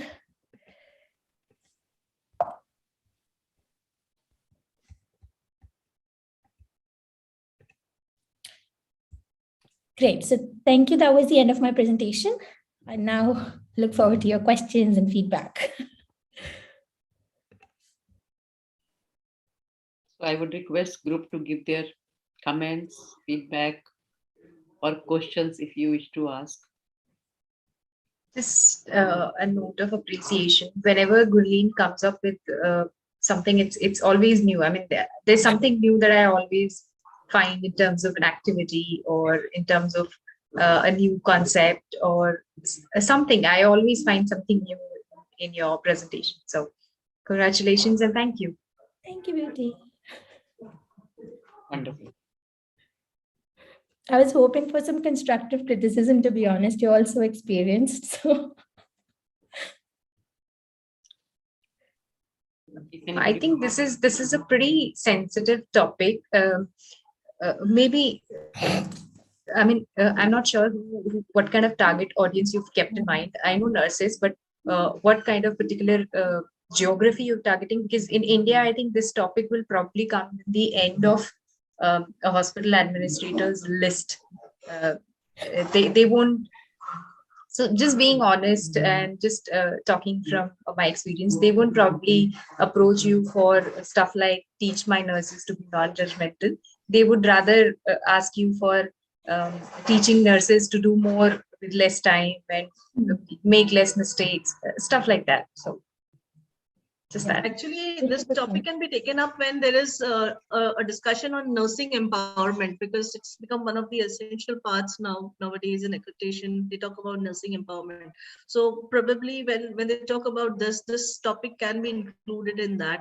However, Gurleen, I feel like sorry, certain activities can be readjusted, wherein, like you were saying, that you would go to each and every group and check how they are doing and then pick the 2 out of it or something. So randomize it so that things are faster, because if you have 2.5 hours time and you have these 3 activities which are involved, then in that case you would not be able to give a justification in terms of like giving them or talking to them about the best practices. What we have to tell them is about the best practices. So keeping the role plays or something a bit shorter, and the take-home message should be very, very like clearly defined to them. Then that will help them. Something of that sort. I'm sorry if we all agree to disagree, so you can always put in your comments to it. It's a good point. It comes as a very fresh air. So when people say ki, means I'm not naming, but why I feel it is good, because there are people who are ready to tread in new path, walk on it, and things happen. So they are the people who will bring new things to the system. So it's nice. So we have got Dr. Beauty's approach, we have got Dr. Gurleenji's approach and Poonamji's approach. So, and we have got a lot to choose and lot to offer. Yeah. So this will help a lot. Any other? Yes, younger generation is in more favor of non-judgmental approach, and we have to teach, like we can pick up this topic, even though it won't be in the list, but it's an important for the newer generation to not be, they don't want to be judgmental, the generation which we are handling now. So good topic. Good, Gurleen. It was a good. Very good. Anything from Dr. Samira? Yes, it was nice, really nice. And you can use it also for medical students. You can teach them how they can be empathic and accept patient's opinion, even if they disagree with their opinion. Yes, thank you. Yeah. So my only, although I mean it's a wonderful presentation and it shows what you are teaching to your, students. So it was visible in your, whole structure, the way you conduct your programs. So again, a very well structured session. My only concern here is that I want to make a mention here that the whole concept has to be contextualized. In our country, probably the concept of being non-judgmental and how the being judgmental gets expressed is probably very different from what happens in the Western countries. Probably being judgmental is so subtle here and so visible and so obvious that it's inevitable. That's the thing. So probably making the audience aware of the fact that we become judgmental as a compulsion, and that has become a way of our life. And also some of the things that we say to us might appear very, very normal and very, fine, that they also may be considered as being judgmental. If we compare it with the Western practices, they're even asking, how would you like to be addressed, he or she? People, they don't ask about all that. But in our country, I mean, we don't ask. We just assume, oh, he looks like a boy, so he's a he. So that's something that we have to really, but then of course, the situations that you take or the role plays that you take, case studies that you will take has to be more from our, country, our context, because they're very different from, the Western world. But then definitely, yeah, only thing is, if you could reduce the number of activities and also, because it's a new topic for them. So that can be a challenge. If you are giving them too much into it, they can get overwhelmed with it. But as a students, I think they will love your approach because it's a new learning for them. And when they're getting prepared for foreign posting, so then they are going to be definitely, better equipped with the idea, because there they really need to practice it in a very, meticulous manner. They can't anywhere be judgmental. They can be sued for it, for being judgmental. They can be in legal trouble. I didn't know that. Yeah, if the patient can prove it, they can sue you. It's one of the patient's rights to receive non-judgmental, treatment. So it can be against patient's rights. Yeah. Thank you so much. Wonderful. So Dr. Samira, it's your turn now. Although Gurleen took almost 20 minutes for the whole presentation. I'm so sorry. We started with Dr. Samira, the first presentation, and we are going to end with Dr. Samira. Good observation. Good observation. Yeah.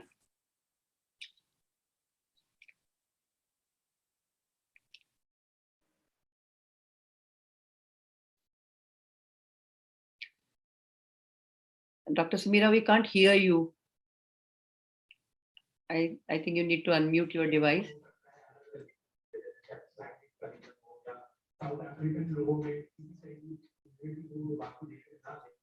Yes. Is it visible, my screen? Yes, it's visible. Yes. All others could please mute their device. Okay. Yeah, thank you. Yeah. So our session will be about breaking bad news to medical students in a 2-hour session. The objectives will be every student will be able at the end to define bad news and recognize common examples of bad news.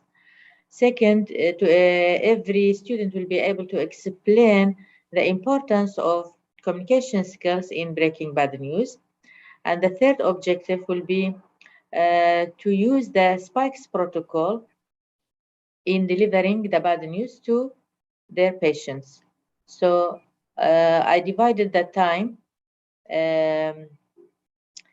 for different activities. First, 10 minutes for introduction to breaking bad news by asking and doing a discussion. Do you think that bad news need training? And what are the challenges of breaking bad news? This is 10 minutes. The second 10 minutes, we do role play. We ask the student to do role play. For a given scenario, I will prepare a scenario and give them to do role play. And then at the end, I ask them about the person who do the role play of the patient and the other who do the role play of the provider about their feeling. After that, 15 minutes for PowerPoint presentation on the subject. Then another 10 minutes for discussion about students' question, any question about this PowerPoint.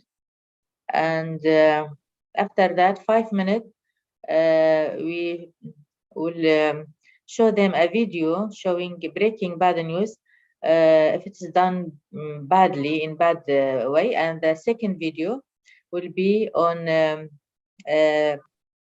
breaking bad news in a good way, to compare between these two approaches. Then 15 minutes for debriefing this video, asking them about the skills which they noticed that were demonstrated in the video, which was done in a good way. Then 10 minutes role play again. Two students, one role of the patient and the other role of the provider, and 10 minutes for setting the role play setting. Then 10 minutes for running the role play, and then 15 minutes for debriefing, asking the first asking the person who do the role of the provider, then the one who do the role of the patient, then the others. And 15 minutes ask about take homes from the session. Try to do summarization for them. And thank you so much. Thank you. Exactly 5 minutes. Thank you so much for being on time, keeping it very short and crisp. So I want the group to give their feedback or any input that you wish to give. No inputs. I think because Dr. Samira has been taking these sessions, I think it's visible from the structure and how well it is planned and how well it is timed. In fact, the role play is also broken down into running the role play, debriefing the role play. So very beautiful. I think that's almost like a dish prepared that we are getting that we can use in our training session. So thank you, Dr. Samira. Wonderful. Thank you. Thank you. Anybody else who would like It's to been add? a subject close to her heart, so she has really presented it very well. Thank you, Dr. Yes. Samira. Thank you so much. Thank you. Very nicely presented. Good. Yeah, Thank you, Dr. madam. Thank you, madam. It was an international topic which was selected. So I am also made, and then finally, I think she can do very better justice to this topic. So I'll let it go. Ma'am has done very good. Thank you. Thank you. Gurleen, anything you wish to say? Ma'am, it was beautifully presented, like Beauty said. It comes across, the experience shows. So I really like the idea that do a role play before you show them the video or demo. That's a good idea, because then they'll get to know where they stand. And there's a realization that, okay, this is a difficult communication. And I mean, we may think, oh, we know and we can do it, but then they realize that no, it requires training. I think that's a very good idea. So we can, and if there's ample time, then I think making them do, then you giving a demo, and then making them practice, and then making them do. I think these 4 steps are really, really good. I think that's a thing. 2 observations. When you show that video on, bad way of breaking bad news, I think it's important to ask the group to give their observations right then and there itself. They'll be able to identify, precisely that the tone was not okay, especially because they've already done the presentation. So now they know what is the right way of doing it, what should be the body language, or what should be the non-verbal communication. So make them identify. So they'll be able to remember, okay, the language was not okay, tone of voice was not okay, he was standing and talking, and he was in hurry. His body language showed that he was, aggressive and very, just to the point. Plus, the time for the role play, you have written 10 minutes. For practice, because we both the participants will be learners. So personally, I felt that we need to give them almost like 20 minutes where they flip their roles. Because otherwise, what will happen? One will become doctor, the other will become patient. But this person who becomes patient will never get a chance to learn how to actually do the breaking of pattern. So both should be given the chance to become, So these were the 2 observations that I had. But I think overall it was a very crystal clear kind of a session. And even I do it very regularly in my programs for the medical students, and I find it very helpful to them. They are also very happy with it. Thank you. So I think with this, we come to the end of the session and the program. Yes, Dr. Santwana, picture? Yeah, but before that, I have 2-3 things to share with all of you. Say, one is I will be sending you soft copy of your certificate of, to have participated in the Master Trainer program. The second thought that I had was that if you want to be really, called as certified by IHC as a trainer, I don't know how much will that really value you, or how much will that really matter you. But for that, I need to actually see you presenting. So that if I am satisfied with your presentation and with your way of this thing, so based on that, I think I would like to give you that certificate as certified by IHC. But that's your choice if you really want to go for it or not. Otherwise, the program ends here. But if we want to be certified, then I would need to see your presentation. So one idea is that maybe once a week we meet, one by one, all of you prepare proper presentation. We all will act as your audience, and you make your presentation. Maybe the same topic, maybe a new topic, whatever you choose. Preferably the topic that we have not covered in the session, because then you will be kind of taking the content and using it. I would want you to develop your own content. Ultimately, you have to get into the habit of developing your own content and avoid using each other's presentation. Make your own content. But that's completely up to you. You can think and come back whether you want to go ahead with that. That way we will be in touch with each other, and also really learn from each other's program and presentation. That will be real learning. It's only me who has always been presenting, but then each one of you will get a chance to present. So, but if you want to discuss and come back, we can take this call later. And second is, my second program is starting from 22nd of February, January, not February, January. So already registrations are complete. There are 2 more doctors, I think, most likely joining maybe in a day or 2. Then it will be, like 12 participants in the program. And we are starting from 22nd. Congratulations, ma'am. Thank you so much. That one was very nice. Thank you. So you all have been very lucky for me. Yes, Dr. Sunil. Sorry, I didn't understand. We have 2 types of certification. See, this certification is for that you have actively participated and attended the full program, Master Trainer program. But to be certified as a Master Trainer, I need to see you presenting. I hope you understand. Certification means I've seen your performance and I'm okay with that, and then I'm certifying. I hope there is no confusion about it. Is there? Ma'am, all this while we have been doing presentations only.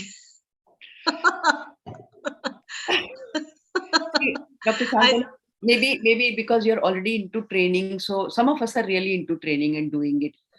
But if I am saying that, okay, certified trainer, then I really need to see your presentation in the right way, and then all of us have to be at least at some level. Some of you could be much higher in the experience and expertise, but a basic level has to be there. That's Ma'am, what I'm fine with a 30 or 45-minute presentation once in a week. We all can have.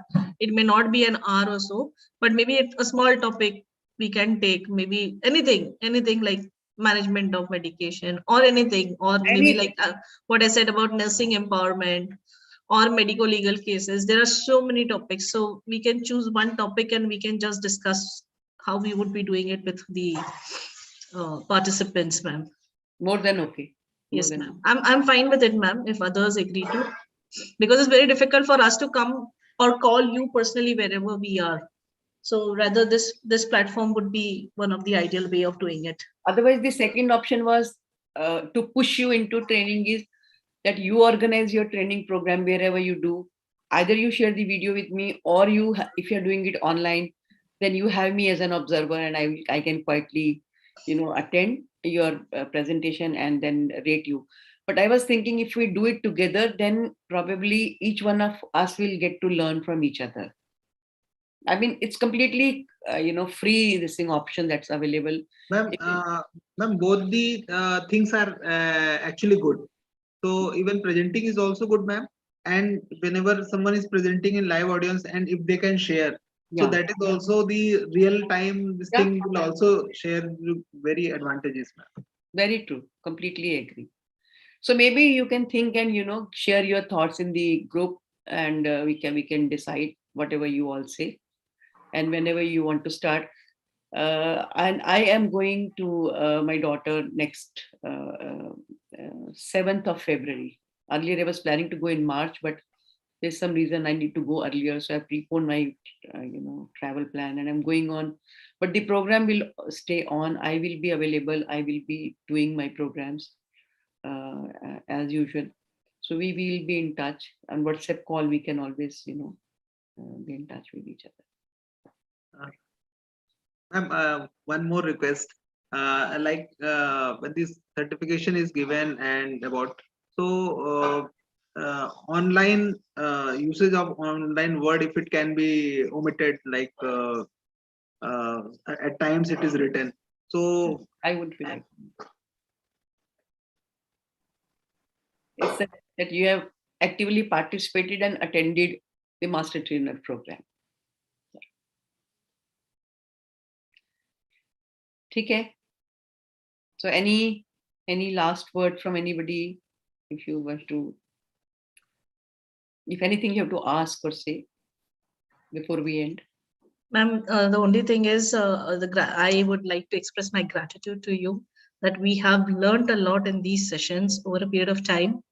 And there were so many things which, of course, though I'm into the field of training for such a long time, there were some gaps which were there, and you have really helped me cover up those gaps and make it a much more smoother road on my journey of quality in healthcare, ma'am. So thank you so much on behalf of the entire team and myself, ma'am. Thank you so much. Thank you, each one of you. I think I really had a wonderful time with all of you. You have been my lucky batch, and even I have learned a lot working with all of you. And the next program I have refined based on my learning with all of you. I've tried to structure it, differently, and then also bring in more, accountability and credibility and participation for all the members. So I think this is how things improve, and we all modify and we upgrade. So thank you one and all for being with Ma'am, why are we talking about last words? We are going to have those presentations. We have all agreed, directly or indirectly, we've all agreed. Okay. So, then And maybe my concern was that for future batches, also time. going to have such sessions wherein they also have to present or something, because then it will maybe over a period of time it is going to become difficult for the participants to actually individually present it to you. Generally, what happens in any session is that whenever you're going, either there is some kind of an assessment which is done either online, or if it's on site, they do an assessment over then and there. So either in form of some activity or maybe some questionnaires or something. So with us, this is a small batch, it would be easy, but when the batch size increases, I think so it would I am would not not be going a very to do easy. for any large size group. Okay, I am always going to keep the group size as not more than 10 to 12. okay, ma'am. Because I want to give every participant chance to practice their skills. If I take a bigger group, then not everybody will get a chance to showcase or learn and practice, and so therefore I'm not going to keep the large group size as 20 or 30. It will be just 10 to 12, that's all. Okay. Manageable kind of a thing. So in fact, what correct me if I'm wrong, I was under the impression like this last presentation that we all are going to do is going to be more like an evaluation, that whether we can be the master trainers or not. That was the thought in my mind. So I don't know what others were thinking So, about it. Dr. Santana, maybe if you're looking at it from your point of view, maybe, it's fine because you're already into training. But some of us are not into training. And if I'm giving a, certificate that you are a certified trainer by IHC, then it also questions the credibility of my certificate. Yes, ma'am. Yes, ma'am. I understand. I hope you will understand. Yes, I agree with you, ma'am. I agree with you 100%. So, I am not denying you the certificate for active participation. Participation. And attendance. I'm going to give to everybody. Mhm. You have seen it yourself that some of us haven't done our job. Then how do I? Yes, ma'am. Yes, ma'am. I understand. I got it, ma'am. Less said, more understood. Thank you, ma'am. Thank you so much for understanding my concern. I appreciate. Plus, we will be staying in touch with each other, and we'll get to learn from each other. We got so many good new topics from all of you. Ma'am, one thing, because there are people from quality and again benchmarks. So again, it will be, I have appeared and I am trying for certification from ISC and hope we'll get it, close the NCs and get the certification. See, very honestly, that's why I said the presentation will be evaluated not just by me, but by all of you. I didn't do for this because I thought that this is not going to suffice. I saw everybody's presentation. I talked to all of you. I noted everything. I said, no, let it be more like, beginning of another, step. But then a presentation has to be a presentation. It could be just half an hour, as Dr. Santana says, that there's no need for 2 hours presentation. It can be just half an hour, 45 minutes. But it should showcase your ability to facilitate, to engage us, to empower us with the right skills. So your presentation, your activities, your beginning, your content, your concluding, your takeaway, your questionnaire, everything should showcase. Only then I can. That's why I said I did not use the word certification. If you remember right from the beginning, I never said that you will be certified trainer by. I never said in any of my this thing. I said it's a master trainer program. But then I thought because what I am thinking now, tomorrow if somebody asks me, do you have anybody in this state trained by you? And then I can vouch for you. I can say, okay, so-and-so is in this place. You can get in touch with him or her and avail their services. Yeah, please. To make it more kind of hierarchical kind of a thing. Like everywhere there is NABS, then there is a JCI, and every standard shows this. So it can be like the program which you have designed is very beautiful and very learning and this thing. And then to become a like certified trainer. So you have another program which denotes that for getting certified trainer tag. So that kind, it's my wish. I mean, it can have how it can be made and what can be done. Not a 10 sessions. It can be this thing. But again, a thought can be given into. So Yeah. those who really got to have that tag, and those who want to participate and still contribute, like Poonam madam's role is very essential in community health. Yeah. So this program she can use in that context. Not people from other scenarios also can use these programs, ma'am. And everybody is not at the same level, so therefore giving that you are a certified trainer by IHC would be doubting the credibility of the certification. It would be like anybody who attends the program get a certificate. That there are a couple of people who have not attended even one class. They'll say, I've paid, so I need a certificate. Sorry, I have one opinion. I Please. shared, I participated in a previous training course, Mhm. and they give us different Hmm. certificate. Some of them which not attend the sessions, Hmm. they only receive the certificate that they attend the course. Hmm. But others, Hmm. they attend certificate of success. And Yeah. the success also was degrees, excellent degree, very good, medium. Hmm. Yes, so you can do like that. You can give. So Dr. Yes. Samira, so to all the participants, I'm giving a certificate of active participation and attendance because all of you have done it. I wouldn't Mm. deny to at least 7, 8 of you, those who were regularly present and who did it. But then the word that you are a certified trainer by IHC, you are certified by IHC as a trainer, is something that has come up now, and we can actually just do away with that and just give you the certificate that I already have it printed, and I can issue it to you right away. That I will be, in any case, I'll be giving to you. So like in NABH also, they have 2 certificates. One is that you have attended the assessors program, and second is that you are a certified assessor. So I felt that not everybody is at the same page. If you look at the participation of all the members, not all of you have attained the same skill that I can certify everybody equally that, okay, you are a certified trainer. Then it will be like pay the money and get the certificate of being a trainer. I'm ready to give you the program using that you have attended and successfully completed the training. But for that, I will have to design a new certificate that you are a certified trainer. That I'm going to design that further. I have not yet designed. I'm not yet. But that's completely up to you if you want to work on it and go ahead with it. We'll do, otherwise we can do. Yeah. Doctor. Ma'am, I'll give my 100% to it, ma'am. That's my goal. Thank you.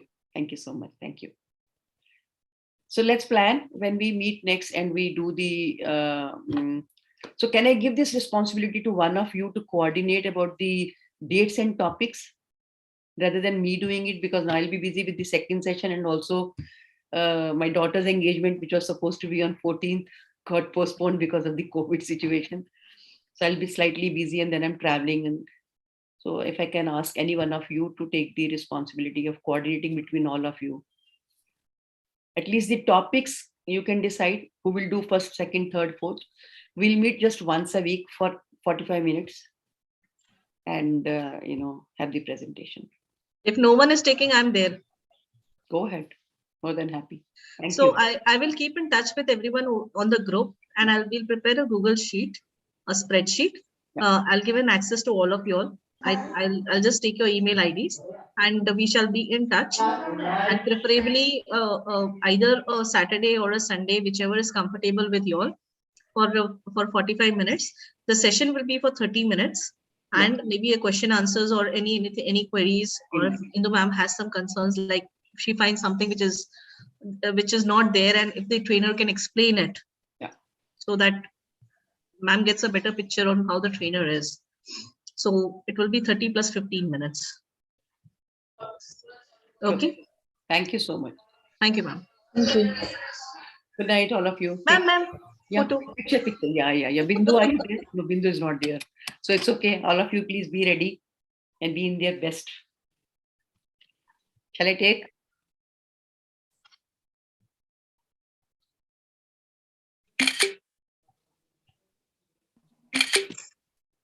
I hope it comes well. Thank you. Thank you. Good night. Thank you, ma'am. Dr. Hemant has to say something. Yes, please. ma'am. Ma'am, we have got two participants left, Dr. Renuka ji and Isha. So in next, whenever they can, so they can present, that will be also nice. So Isha had already talked to me about the laptop problem. So I said, we are going to meet further. So we will take you there. Renuka suddenly informed me because she said that I'm still in the office and plus she was not well also. Ma'am, So in coming days, next sessions, we can yeah, we have can. that. So I think Dr. Santana can even coordinate that part. So when we have the next presentation, we'll have 2 presentations by then and then start with the next round of presentations. Okay. Thank you so much. Bye-bye.